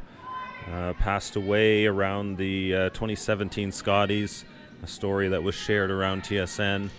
This is the interview here. Wishing you a fantastic Thursday morning. Thanks for joining us. To say our next guest is an interesting fellow with an interesting story is an understatement. Rick Prashaw is the author of Soar, Adam Soar. Adam happened to be your son. And passed away. This is a fascinating book about your life, once being a priest, falling in love, getting married, having your son, and having to deal with so much that went on with him. And I'll let you pick it up from there. How would you even explain this story to someone? Thank you, Bill. It's good to be here. I talk about two transitions. You know, clearly my kid's transition, being identified as Rebecca, and yet having smart parents that calls the kid legally Rebecca Adam, a mom's intuition, and then the tomboy, same sex, and then eventually coming home to this boy in the mirror that I talk about. That's the one transition. Then there's the one that you hinted at, Catholic priest Father Rick becoming the father of this transgendered son. What do people say, like we were talking off camera, where would they stock this book in a bookstore? Where would they stock this book in a bookstore? Well, exactly. I joke with the bookstore owners. They said put it at the front entrance because, you know, I think it's normal, human. Everybody wants to label something. So I think it's found a place naturally in the biography and autobiography because it's his story and it's my story. But yeah, gender studies, faith, grieving, parenting, family, equality. There's lots of things that we touch on, and I'm past the stage of wanting to have these, you know, political debates. I've had that in my life, or faith debates. To me, it's just telling a story about someone who wanted to be who he was and love who he loved. And you think, okay, that's good enough for me. I think that's good enough for everybody. But then, of course, fashion, in the sense that, you know, all of a sudden Team Deschenes now is the one who's going to be playing defensive and not running and hiding, but trying to err on the side of caution, where Team Mann has to take some chances to generate a couple points here after that big steal in the last end.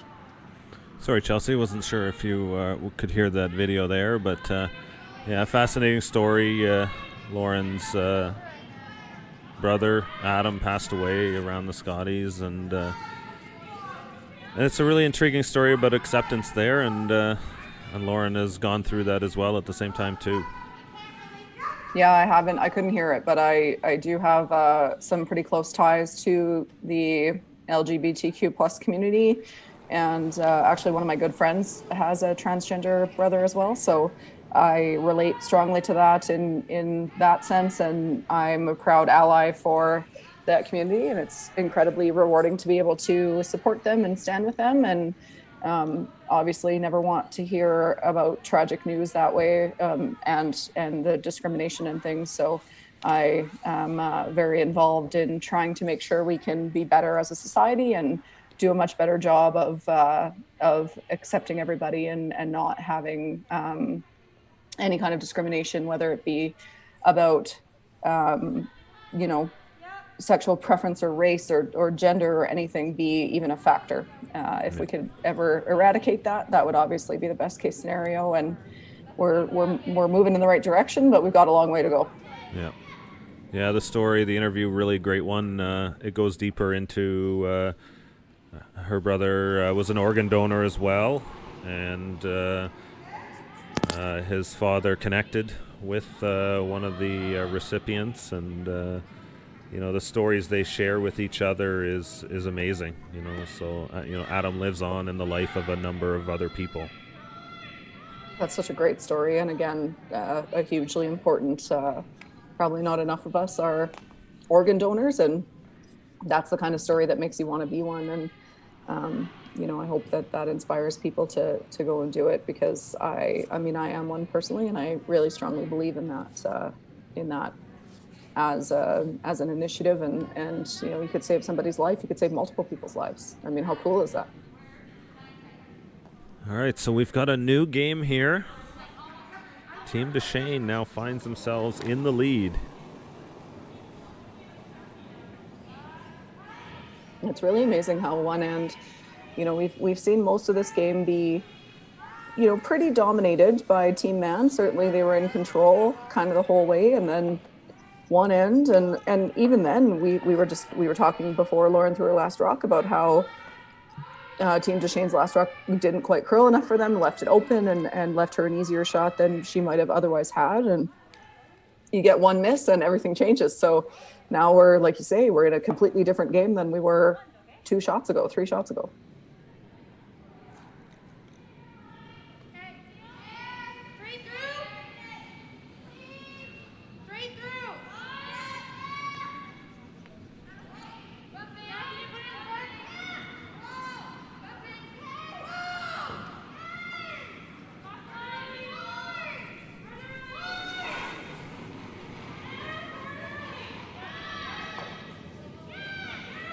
The Ontario Junior Champions, 2020 team Sierra Sutherland, have awoken from their slumber. 0-3 to start here, but just scored 4 in the 5th end. 8-1 lead over Sudbury's Abby Deschenes. A Deschenes and a Deschenes in the field. Just creating all kinds of complication in my head. They're just trying to make your job hard for you, Jerry. Of course, the winner here will be 3-1. For Abby Deschenes, it was the opportunity to also get to 3-1, but trailing 8-1 now, that looks like it'll be a difficult situation.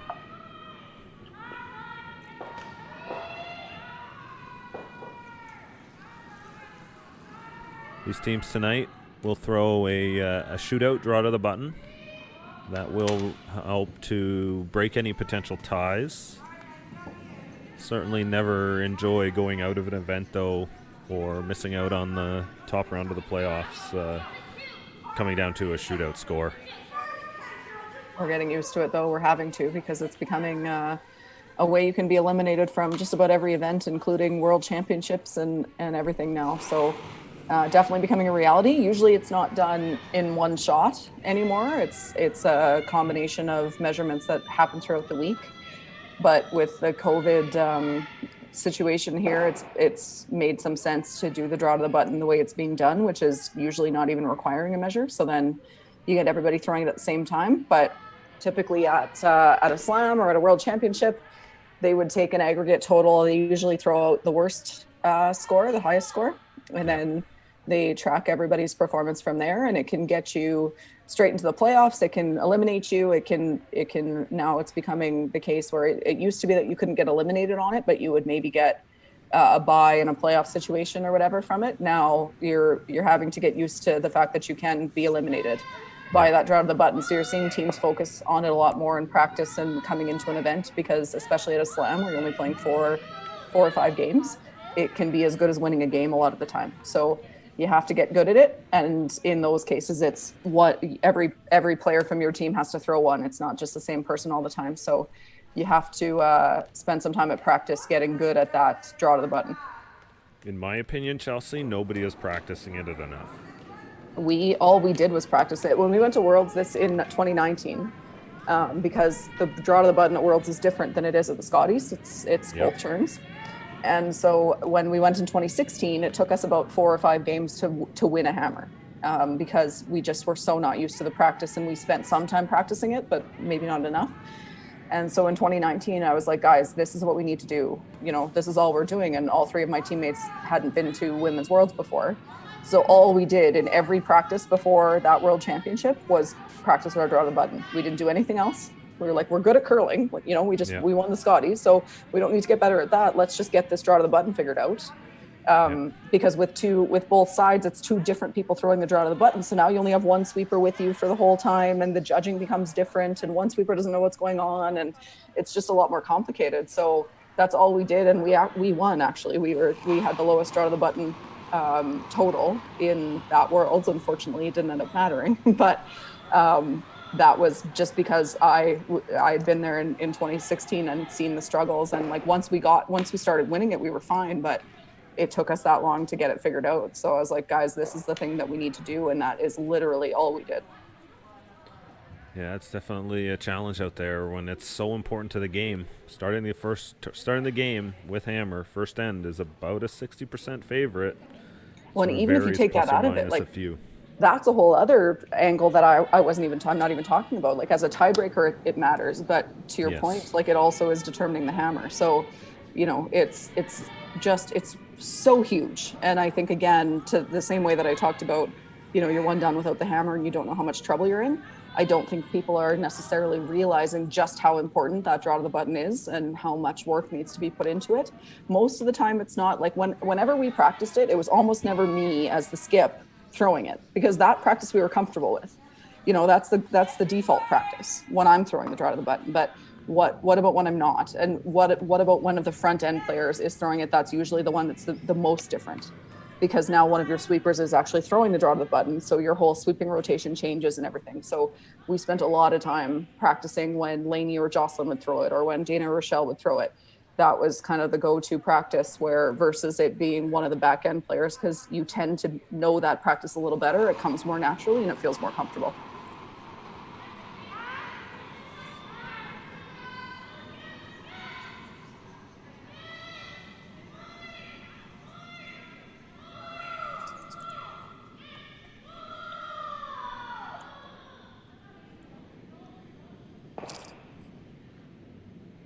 All right, so just trying to identify her position here.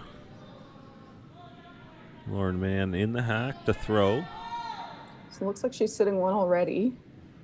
Maybe two, it's hard to tell. I think it's only one though, at the back of the forefoot there. Not really relevant to this shot though. I think your goal here is to try to put this somewhere, you know, from biting forefoot to top button and give herself a chance at multiple points.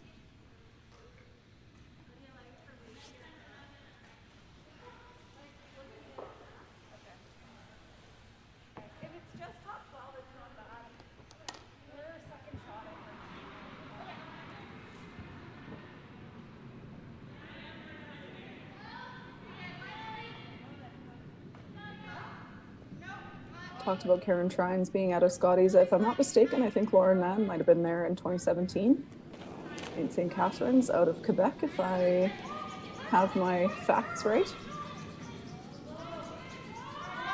Lauren Mann skipping a team? No, I think she played with Ev Balil. That may have been the 2015 edition. I wasn't there in 2015. But I'm not sure. I seem to recall her being at a Scotties for Team Quebec that I was at, but I'm not sure. I thought it was 2017, but I could be wrong. Yeah, 2017 was the year that story was tied to earlier. I think you couldn't hear it, so it was a little bit her transgender brother passed away during playdowns. And I know there was some interruption around whether it was during a provincial final, I believe, or the semifinal. She ended up I do having remember to the story. I remember hearing the story while we were there at the Scotties that year. So yeah, TSN did a really great job of covering that as well.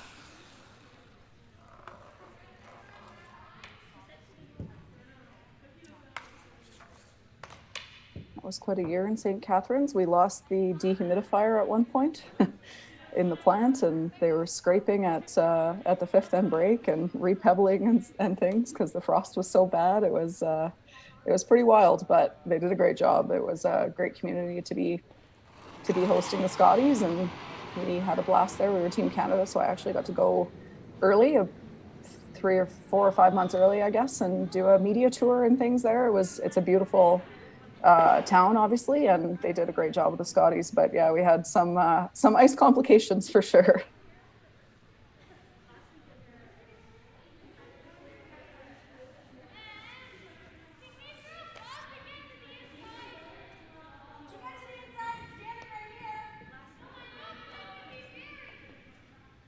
Tough situation here for Team Deschenes. A lot of fight in the man team here still. Disastrous last end, but you know, they might still put a crooked number on the board here and maybe take that lead back.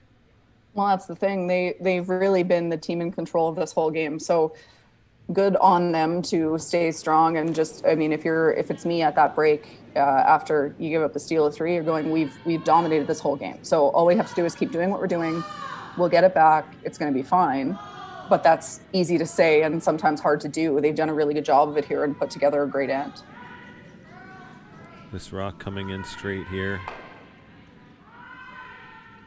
Oh no, that couldn't have worked out any worse than that.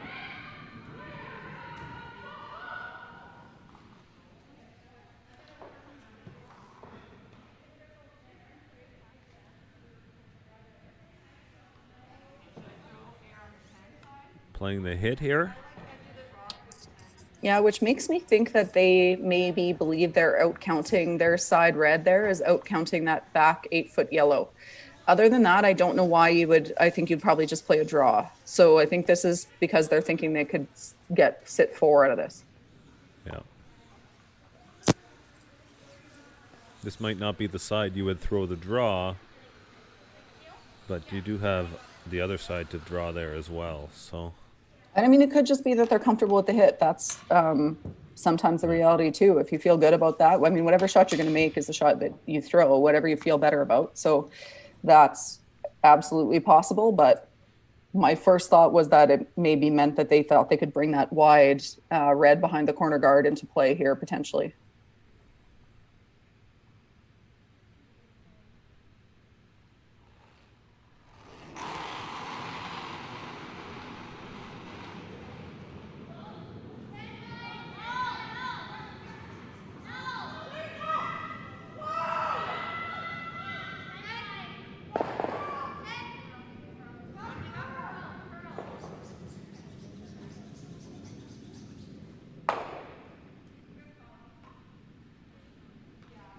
So 3 for sure. They're going to look at these 2 around the side here.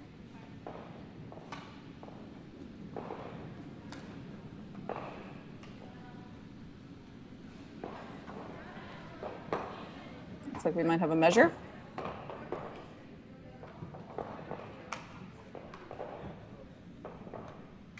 So a count of 2 or 3 for sure? 3 for sure.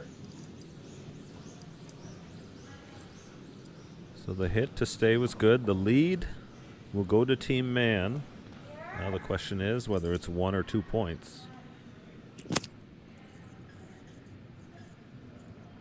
Essentially, we've undone the last end. Basically, here we're going back into the same situation we were in before that steal of 3 in a lot of ways. This is a big point, though.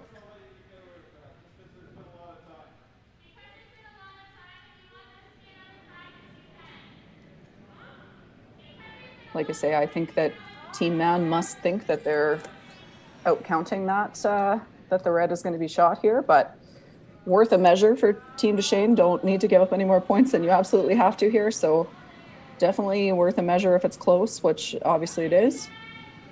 Even if it's reasonably close, I think you know, you may as well give it a go. Absolutely. You don't know if the rings are perfect or whatever, but it looks like that was clearly red. So I think it's 4 points for Team Man there. Yeah, the way they reacted to that, she didn't even fully go around the stone. So that will be 4 for Lauren Mann. They now lead 7-5 over Team Deschenes. Heading to the 7th end here at the Stu Sells Toronto Tankard. We'll be right back after this short break.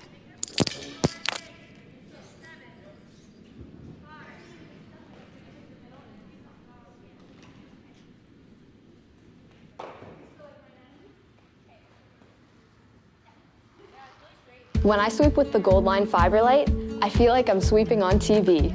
That's life. More surface area, better results. It's that easy. It's that easy. You need to sweep for weight? You need to sweep with this.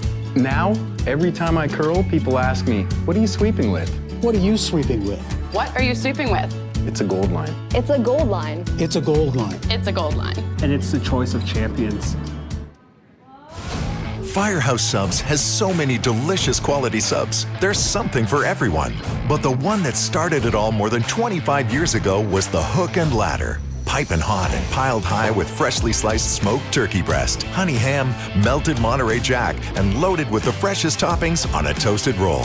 Try the Hook and Ladder today to find out why everyone keeps coming back again and again.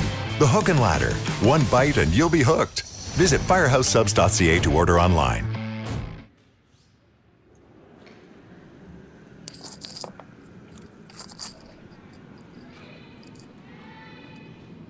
Back and forth, Chelsea. What a game. What a game, absolutely. It's been definitely a seesaw battle here. Up and down offense. Steal a 3. Team Man, though, comes fighting back. No concern whatsoever, scoring 4 in response. That's how you want to come back from a bad end. Yeah, you couldn't ask for a better result than that for sure. To your point, it was that's some good mental strength and mental toughness on the part of Team Man. It can be easy to let that big end that you didn't like, it didn't look the whole end like they were giving up a big multiple steal, and then it happened. So it can sometimes be hard to rectify that in your head and to come back out strong. That's a momentum shift that your response to is really important and could go either way. And obviously they responded extremely well and hung up the 4, and now we're basically back in the same situation we were in before either of those two ends happened.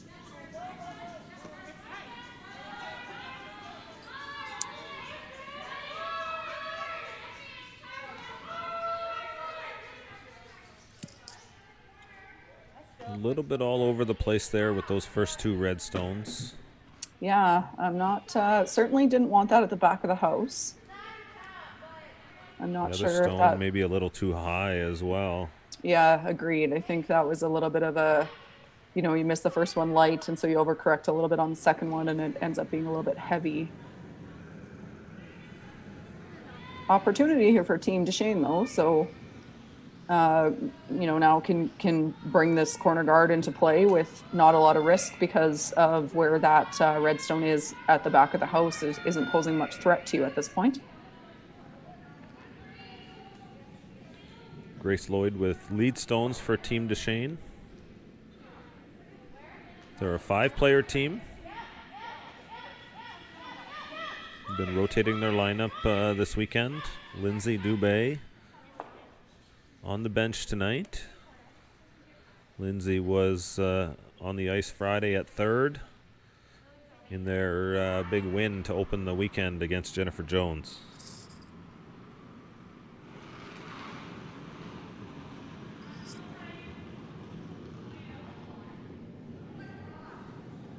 So not the desired result there for Team Deschenes, but it actually worked out pretty well. They managed that well with, you don't want to leave that frozen or close to frozen so that it's a really automatic double peel for Team Man once they can start to peel. So good communication there again between the sweepers and the skip in the house with where the weight is and what's going to happen, and making the call to kind of bounce that off and make it's the double peel is still there, but it's much tougher than it could have been if they swept that rock a little bit differently.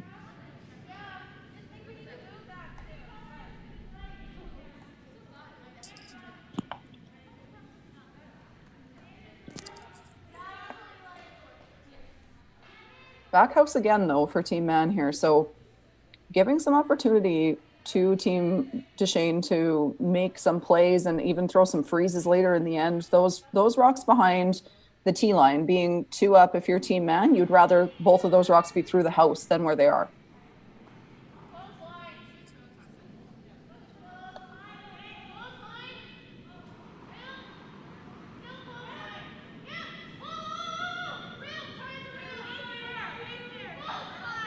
Looking at this shot here.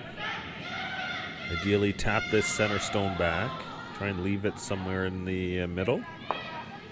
Or sorry, in the back.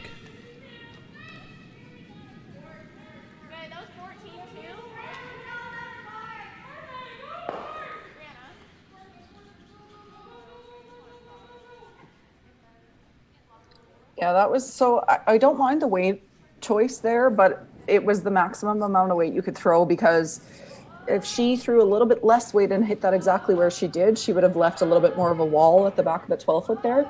She was playing to hit it onto those back two reds, but that's a fairly precise shot. So I'm not so sure I would have thrown it quite that hard. You know what I think I like there, just playing the hit and roll to the wing. I agree, but not even a hit and roll. Like, I think you're thinking hit and roll with a back line to hack weight. Yeah. So you leave the red rock in play, but I agree. Your primary objective isn't to disturb those back rocks at all. It's just to make the roll underneath those two corner guards and keep that red somewhere in play at the back so that you can maybe use it later.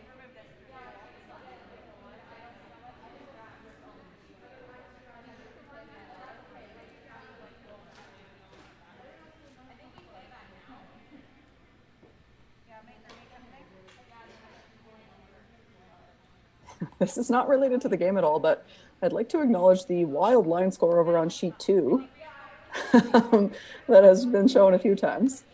That's pretty crazy.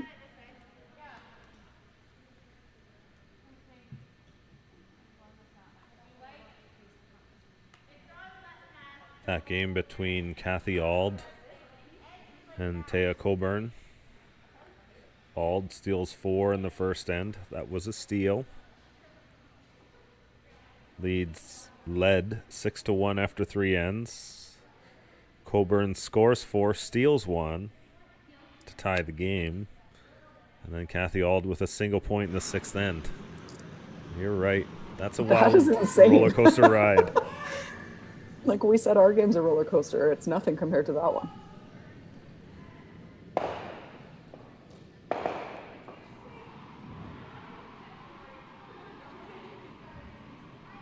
Trying to peel out some of those corner guards here.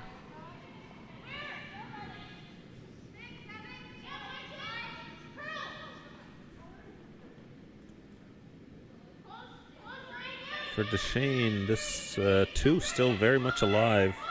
Yeah, I'm not so sure about that call, to be honest with you, from Team Man there. I don't know that you needed to run the guard in. I mean, if you got that Yellowstone in the top of the 12-foot, then obviously it would be great. But if you don't, now you leave that in play. I think they can still access that back one and maybe make a double. It's just, I don't know. I don't know that I would be playing the run there. I think I'd either be hitting that top Yellowstone, or even you could even come around it if you wanted to. That's really aggressive, but it's a possibility.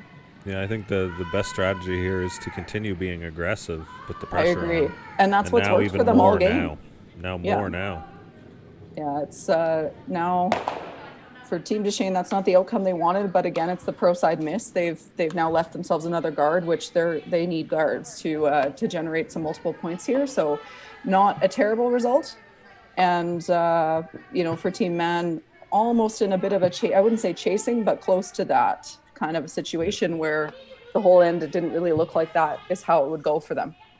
Yeah, you're looking here to roll in order to get into the rings, but the problem with that is then you open up the draw around the center. Exactly. So if you hit this on the nose, it's not great. If you roll, it's not great. You want to remove this Yellowstone, and I get that, but there's not a great result for where your shooter goes on this. You draw around this stone, you actually kind of create a blocker. You're creating that guard underneath.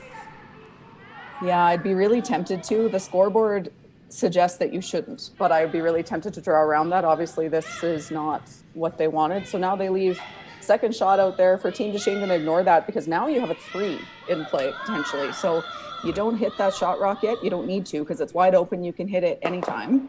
So for now, you try to wrap one around the corner guard here, and you could be looking at a three ball here pretty quick, where it, again, kind of out of nowhere. Yeah, this is a scenario. They're still sort of in 4 rock free guard zone mindset a little bit, where this would be absolutely the right strategy. You know, you're trying to kill rocks in that scenario a lot more often. But now that has changed a little bit. You can't be defensive without the hammer in 5 rock. It's not really an option. So you have to go on the aggressive even if you're leading. And so that's what I talked about it before about the stack. Where I'm 2 or 3 up and instead of throwing rocks through the house, because if I do that, I'm probably giving up a 2 or a 3. I'm stacking them in the center line, which seems crazy aggressive when you're up a couple points, but it's the only way. There is no real way to defend without the hammer and 5 rocks. So you kind of have to go on the aggressive. And unfortunately for Team Man here, it's we've got a multiple point score in play for Team Deschenes. I don't know that they wanted that back frozen to that. I didn't really see the call, but again, pressure's still on. So if she doesn't make this freeze good, you're still looking at a 2 or a 3 against if you're Team Man.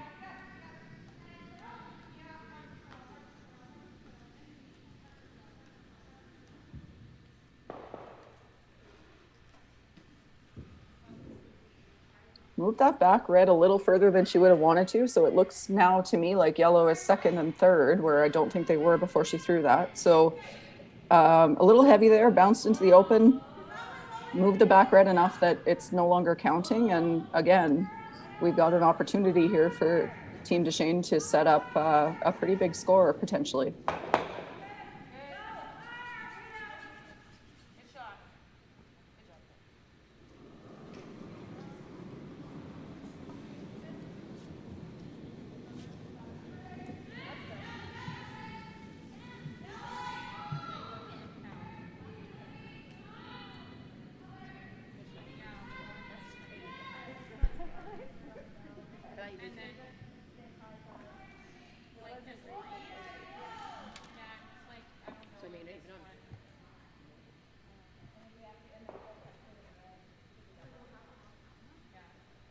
Missed opportunity there. I'm not sure that I would have been rushing to move that red rock at this point in time. We saw them earlier ignore it and just draw around the corner guard. I think that would have been my first thought in that situation. Again, there's no such thing as the wrong call if you make it. So that weight was probably pretty close, but over curled for her a little bit. So didn't end up touching the red. And I think now Team Man has shot rock. They've still got some work to do here to prevent an opportunity for multiple points, but all of a sudden the momentum of the ends shifted a little bit and they're in the driver's seat a bit, sitting shot rock and throwing.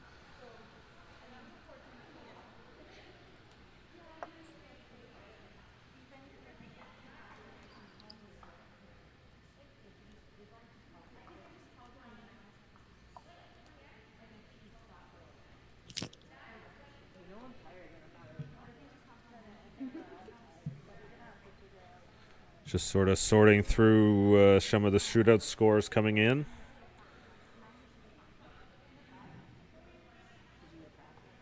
Sierra Sutherland wins 9-1 over Abby Deschenes, so Deschenes drops to 2-2.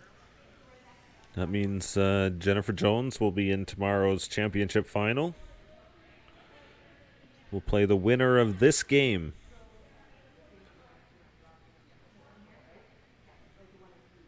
Jones, winners of the Cameron's Brewing Mixed Doubles opening weekend on September 25th to 27th here at the KW Granite Club. Playing that with her husband, Brent Lang. And of course, last weekend, they went through the field winning 8-7 over Holly Duncan in an extra end to win the Stu Sells Oakville Tankard. This, the Stu Sells Toronto Tankard, typically held at the High Park Club, just west of downtown Toronto.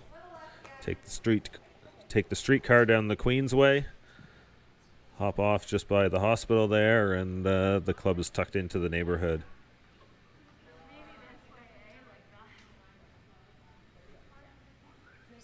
You've been to the High Park Club, haven't you, Chelsea? I actually don't think I have. I was just thinking that as you were describing it. I've, to be honest, like we don't, because we have got some good events in Alberta, we don't often get to Toronto to play. So I played in Oakville a number of times, both for Curl for Kids and Stu Sells a few years back when the first slam was out in Newfoundland. We went to Stu Sells on the way there, and it's a great facility with beautiful ice, and we always love going there when we have the chance. I've been to the cricket club. I don't think I've been to High Park. Yeah, that's probably one you'd remember. They've got grass tennis courts. Yeah, I don't think so. I think I would, yeah, to your point, I think I would remember that. And I don't think I've been. I've honestly have not played in Toronto as much as you would think that I would have at this point in my career.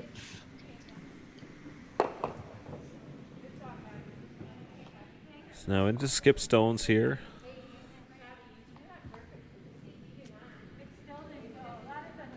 Just consulting with Dave Ellis. Dave out today, helping with the shootout scores, keeping everything organized at the club.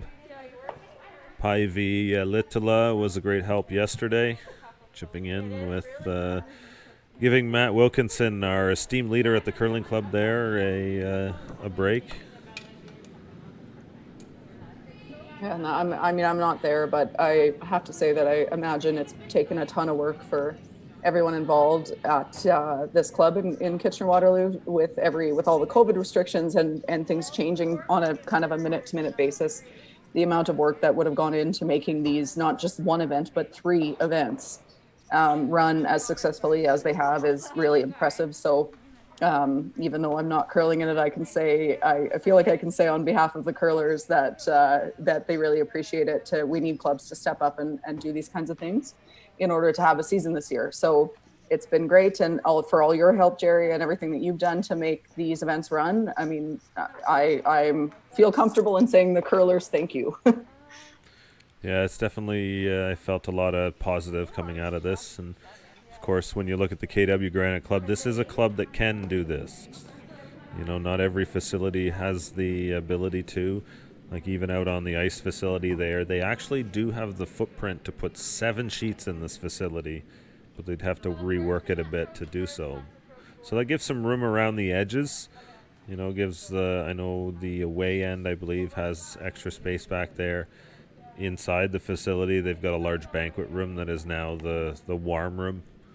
And yeah, just the facility is set up to be able to do this, and we're really appreciative of the work from the club too, and the curlers are just happy to be able to get on the ice in whatever format and restrictions are required to play.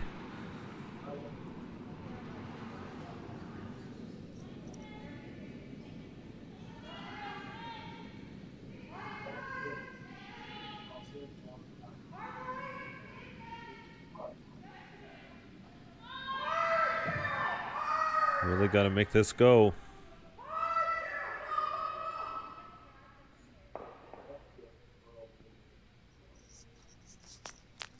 Trying to keep the line there, but looks like nose hit on this though. Could leave yellow sitting too. Yeah, they're shot rock, but a nose hit for sure leaves you sitting 2. You actually have a little bit of room on either side, I think, to still be sitting 2. You could over curl this a hair and get away with it. You could under curl it a little bit and still get away with it as well. I don't think there's any chance you could sit more than 2, but you definitely could sit 2. I think in a perfect world, you'd like to not disturb that back red rock. Yeah, hit this on the nose with maybe hack weight. Jiggles that redstone out of the 4-foot just enough, but leaves a pocket behind. Yeah, you don't want to move it too far. I like hack, or like you could get away with bumper, but you also don't want to roll your shooter too far. So the less weight you throw at this, the better chance of making it the way you want to.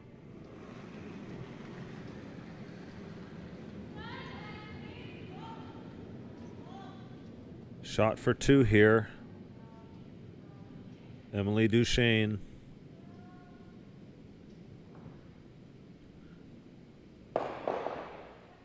Picks it clean. Does manage to get away with 1 here. I believe this is last shot. Yep. Single point on the board here in the 7th end for Team Deschenes. They trail Team Man 7-6 heading to the 8th end. Man will hold the hammer coming home. We'll be right back after this quick break.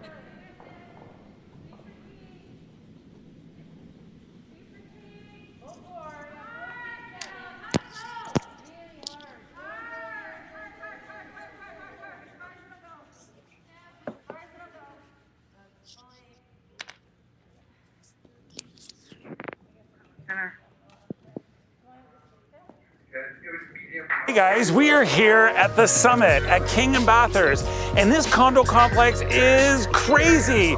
Look, it's got an outdoor pool, it's got 2 barbecues, has an indoor pool, full gym, yoga, workout room. This is truly like being at Club Med.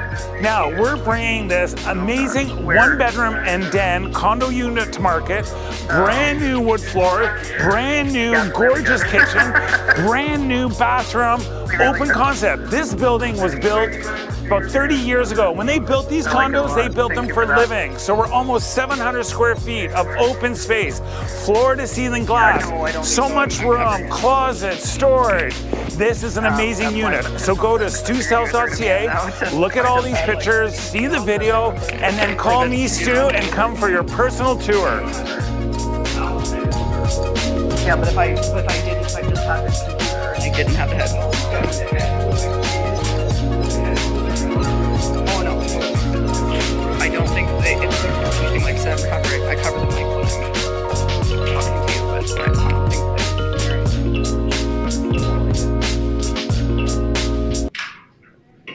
don't think Back here for the 8th I hope end. I'm right, because otherwise, they're hearing all this.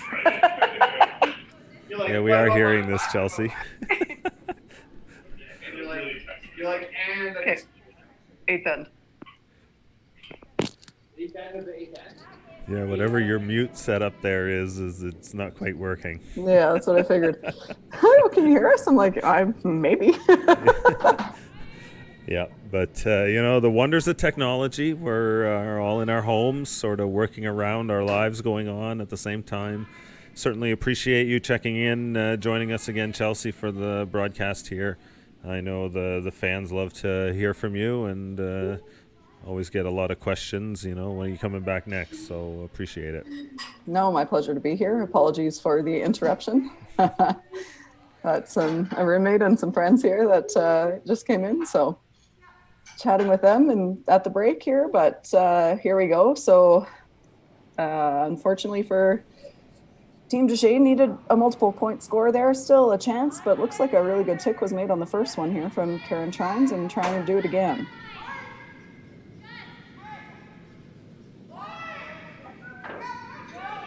The winner here will advance to the final. Jennifer Jones already booking their spot into the championship final tomorrow, 12:30 Eastern Time.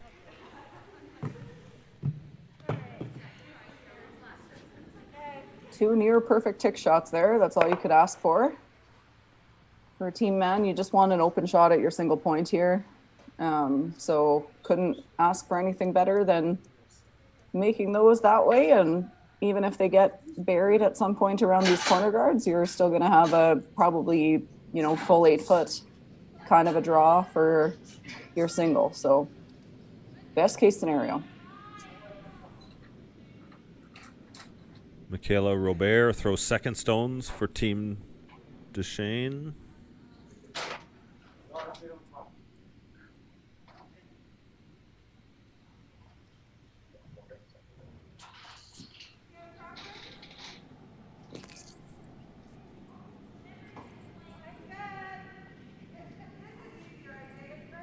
Going to see a steady stream of peels here from Team Man. Like I say, just looking to leave herself an open shot for the single point at the end of the end here. So no need to take any risk, throw any come arounds. They don't need more points. They just want to kill every rock in the center of the house, center of the ice here, and give themselves a shot for one.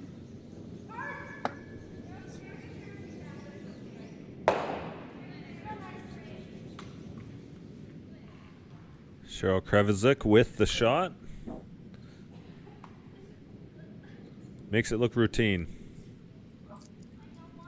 Yeah, pretty good pedigree and pretty good player there in Cheryl, for sure. So not surprising to see her make a lot of shots.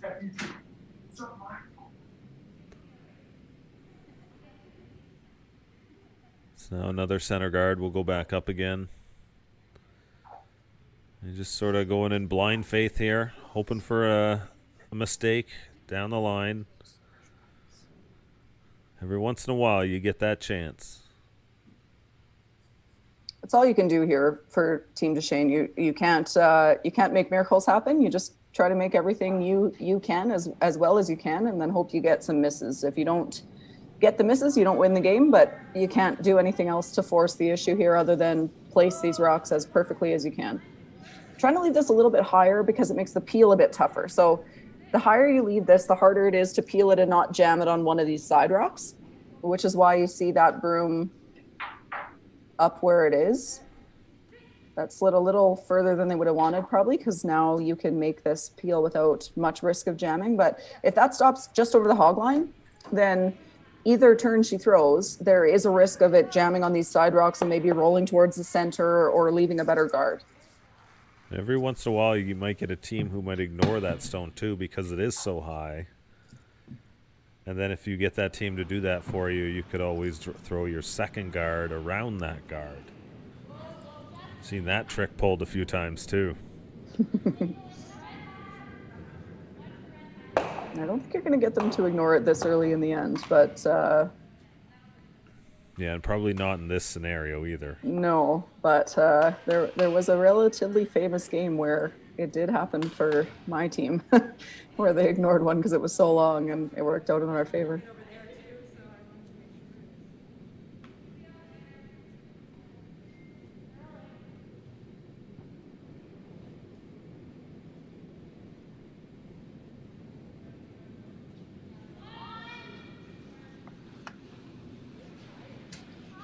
Looking to put this center guard back up again.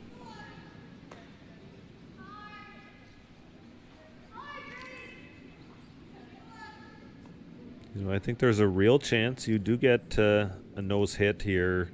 You start looking at the scenarios. It's early season curling.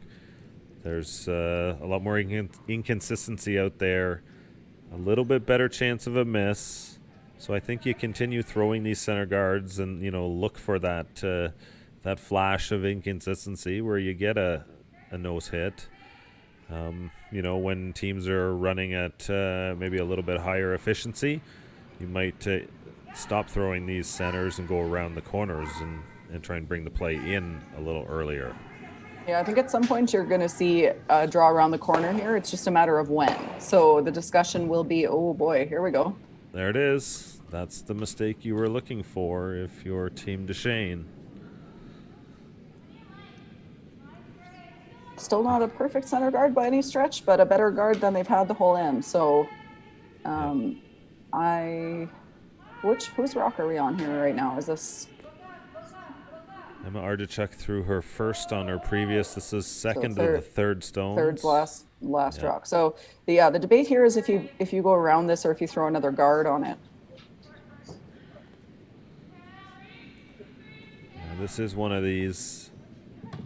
You know, your chance of winning this game is tough, even with that guard there.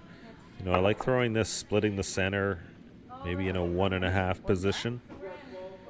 Try and entice your opponent into trying to play that double peel.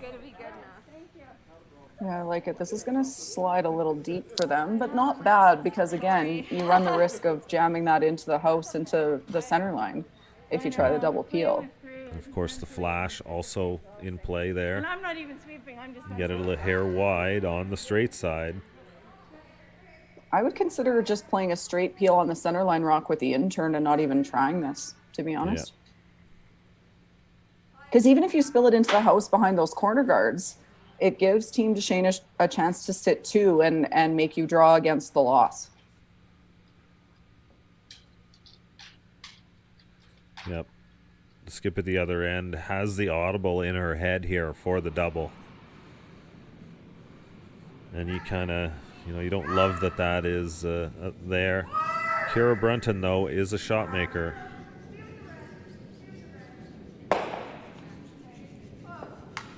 Throws it well. Yeah, it doesn't make the double peel, but that isn't that important. It's still a pretty good shot. Again, that's the right way to miss that. If you miss it thin, you could put yourself in some trouble. This way, you're not extending your risk at all. You're leaving this other guard, but you've still going to have basically the whole 4 foot, at least a good chunk of it to draw to if you're Lauren Mann. So a good result. Any thinner, she makes a double peel, but again, a pro side miss. To not under curl that and potentially jam it in towards the center line into the house.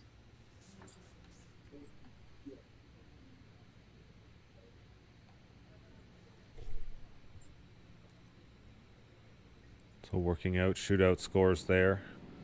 Unofficial, but Team Ald with a 12 shootout leads Team Deschenes with an 11 shootout. So that means Team Ald will be playing in the B game for sure.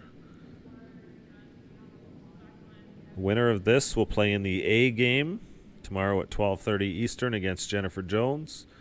Loser will have to do a shootout yet. Needs to beat 11 on the score to play in the B game.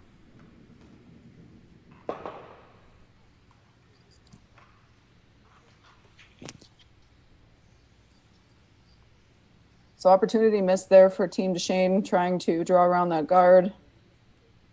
You're still not in a great position, but at least you could put some pressure onto Team Mann. Unfortunately, he slides through the house. So now for Lauren Mann, making appeal, even if you hit this, honestly, if you hit it anywhere on the high side, you're in a pretty good spot. You're going to have 8 foot for the win. So unfortunate there for Team Deschenes.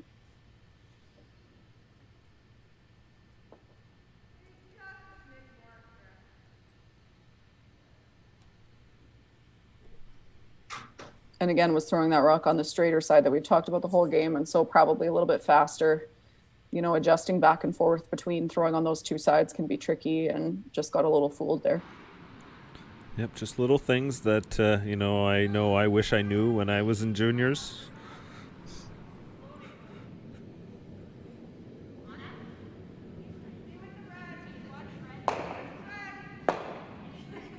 Peel on the front. Now wide open for Team Mann. So we will be back tomorrow morning, 9 a.m. John Epping taking on Jason Cam, working on commentators for that event. Sounds like we'll have Jim Wilson, otherwise known as Rock Bottom, Team Epping's coach, and we're working on trying to get Matt Cam on the show as well. Obviously, his younger brother Jason skipping. Matt out with an injury for Team Epping, so he'll be sort of torn between his own team and his brother's team in that semifinal game. Well, I'm not sure he'll be that torn.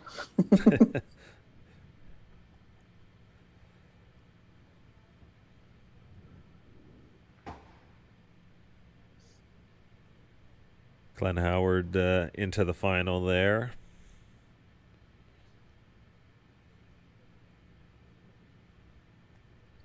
Undefeated start to the season for Team Glenn Howard. Yeah, 10 wins in a row. The Ageless Wonder, the Wizard of Winter. Yeah, it's pretty amazing to see the start they've had.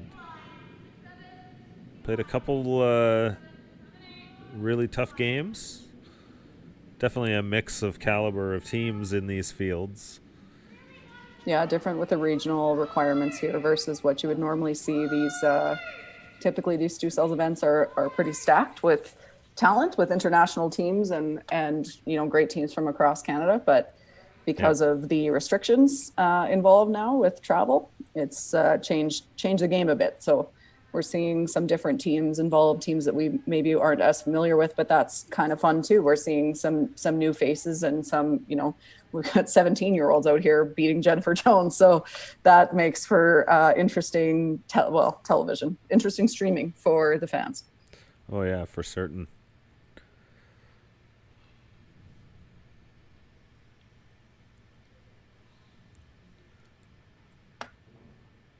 Last stone here. Last game of the night.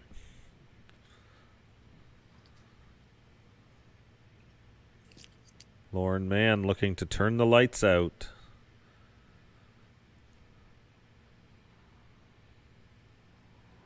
Put this into the 4-foot and book their spot into Sunday's championship final against Jennifer Jones.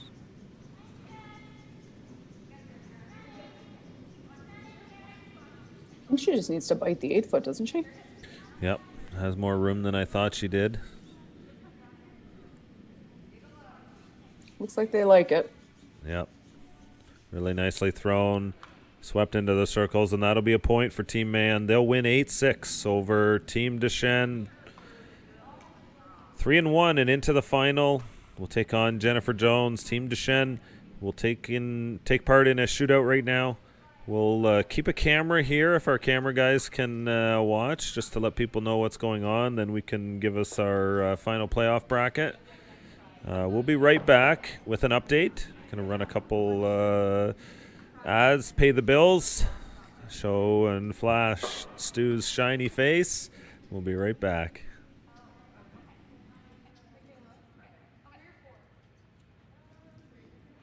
No matter what speed you're comfortable with, the G50 line has a shoe for you.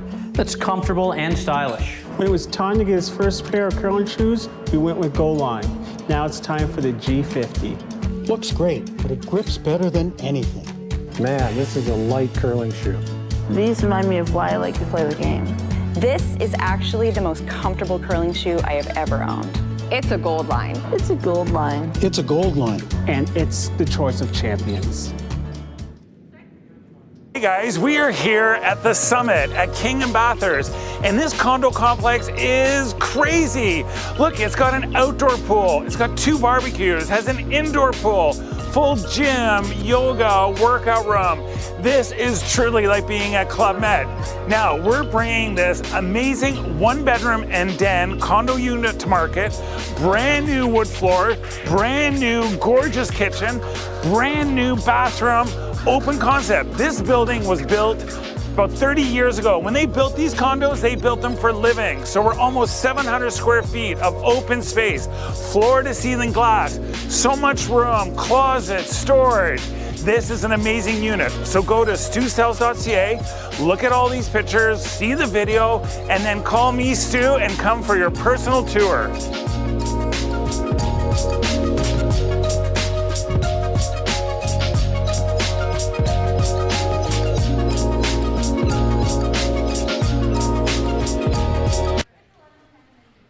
So we're back here inside the KW Granite Club.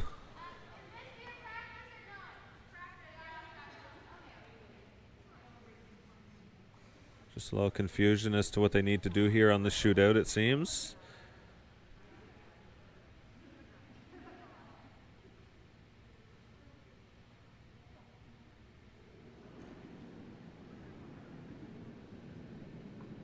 So each player will get a practice here. And this will determine if Team Deschenes gets into the 3-4 game here. A lot on the line on this shootout.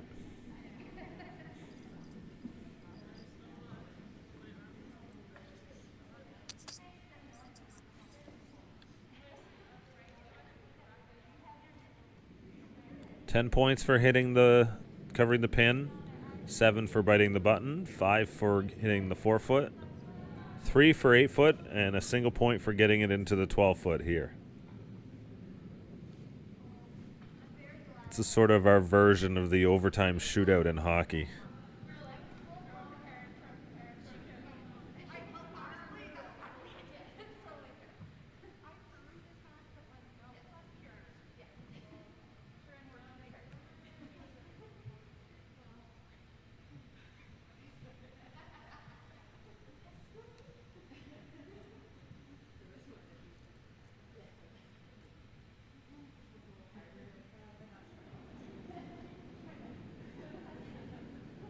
So we have Kathy Auld at 2-2. Her shootout was 12. They were 1 point ahead of Abby Deschenes, who has 11. So Emily Deschenes here needs to beat 11 to advance to that 3-4 game. So that's 5 points into the 4-foot there. Typically, we would do something like a measurement of all the draw to the button shots. Chelsea was going into this a little bit earlier. You do an accumulation of those shots, record them, and make that part of your shootout score. But trying to minimize contact points on the ice. And so we do this shootout, which is just an accumulation of where you put your stone on the sheet, how close you get it to the pin. Yeah, the challenge with the measurement becomes that you've got 2 or 3 measuring devices in the club and you're passing them back and forth between teams and sheets and things. So that's just a contact point that is not important enough to be brought into play here when we're trying to reduce contact and potential risk. So this makes a lot of sense to do it this way. Normally don't get to see behind the scenes for something like these. These shootouts usually done quietly as games complete. But, I think under COVID rules, it's worth showing this off a little bit and giving clubs an idea of how to do some things differently. Yeah, a few rules here that are a bit different. The draw to the button is being done a bit differently than we would normally see. And same with this shootout. So interesting ideas, again, to just try to reduce the contact and also maybe a bit more efficient use of time than measuring everything.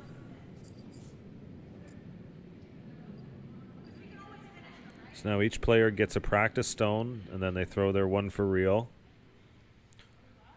The challenge here being that this shootout done at the end of their game. So some teams have been, running peels up and down the sheet, throwing hits. And now you got to step on the ice and throw closest to the pin competition. And doing that cold can certainly be a challenge.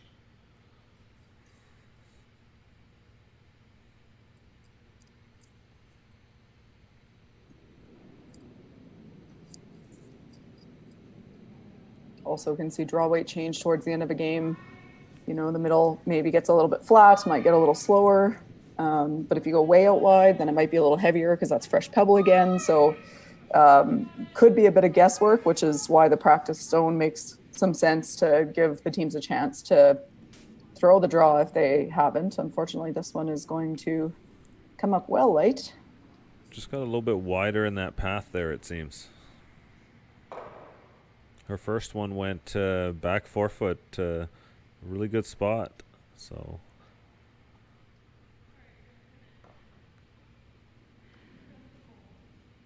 now third, Emma Artichuk needs to beat 11 on the point total. Has 5 so far with 2 stones to come. Ideally, you want to put this one somewhere in the 4 foot. Take some of the pressure off your last rock thrower here. This stone here, practice rock.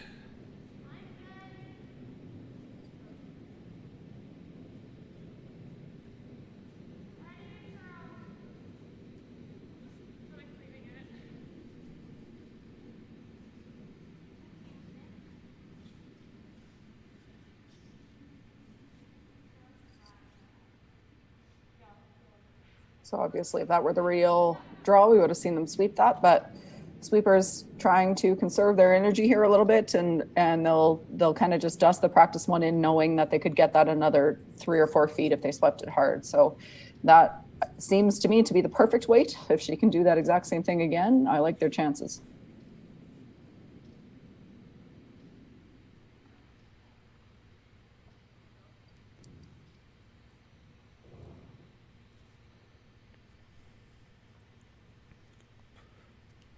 So this one here counts.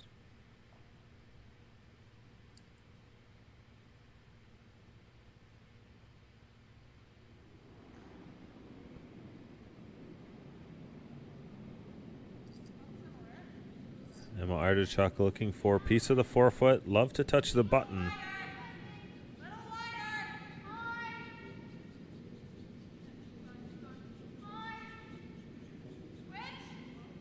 Line looks better on this one, or looks good on this one.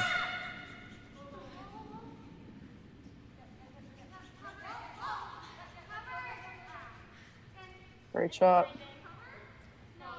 Well swept, well managed. It looks like 7 points into the button area. Plus 5 makes for 12. If my math is right.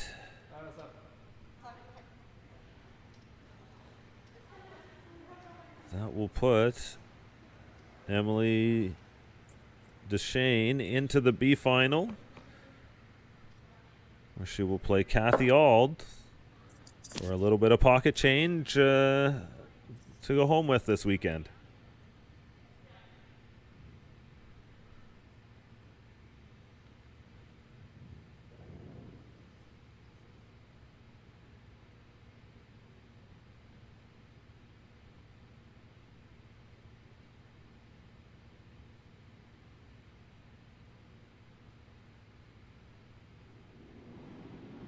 So Chelsea, I think we're going to cut away here. Really appreciate you coming on and joining us again tonight. Yeah, long my game. pleasure. Sounds like the party showed up, and I don't know about that, but crack a cold one and then just relax. But yeah, you've been a great help to us, and the fans have really thrown their support behind it. So always love to have you, and look forward to the next time again. I appreciate it. Thank you for having me. I love doing it. So hopefully it was enjoyable, and I look forward to joining you again. So we'll be back 9 a.m. tomorrow morning with the men's semifinal. John Epping taking on Jason Cam. Then 12:30 Eastern Time, women's final. Jennifer Jones playing Lauren Mann. And then the men's final, Glenn Howard will take on the winner of Cam and Epping, the morning battle. Thanks again for everybody. Thanks for our commentators all day long today. Had a great list of people helping out. My brain is fried. I'm sorry, I can't remember any of them right now. But certainly really appreciate you coming out and joining and helping out as well, giving me some friends to have some good conversation with. Curling in a Conversation here on Curling Zone. Thanks again for tuning in today. Looking forward to Championship Sunday. Until then, everyone, take care.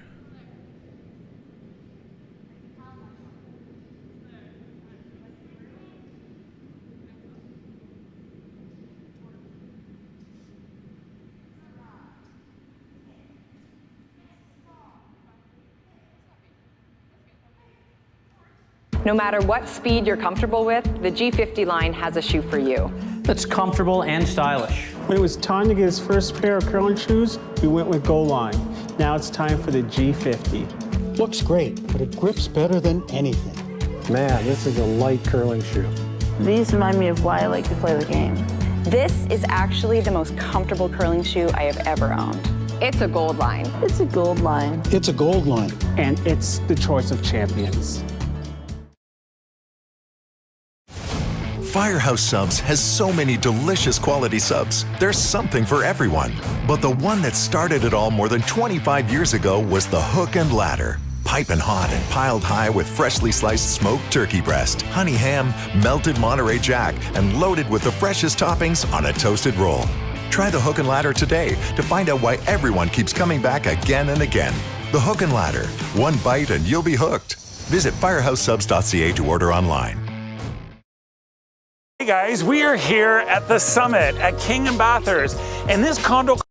Hey guys, I'm so excited about our new listing for the Stu Sells team. We are in our home turf, the Junction, and we are bringing this phenomenal semi to market. It's a corner lot with a huge side yard. It's got 3 bedrooms up, 1 bedroom in the basement, 2 full bathrooms, spectacular brand new hardwood floors, gorgeous kitchen, brand new 2-piece on the main floor, full finished rec room. You can have a family room, home office, above grade windows, nice and bright, separate entrance at the back. This home is awesome. We also have parking in the back. But look, we're in the Junction. The Sweet Potato is just right there. All the stores, funky shops in the Junction. And now with Cafe TO, they've all gone out in the streets with really cool patios.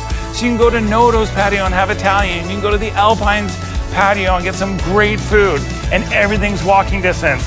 And also, don't forget to give us a call if you want your Stu Says Slow Down sign. Stay safe and scrub your hands and support our frontline workers. So go to stusells.ca. You can see all the photos, the video, and then give me, Stu, a call and come for a personal tour.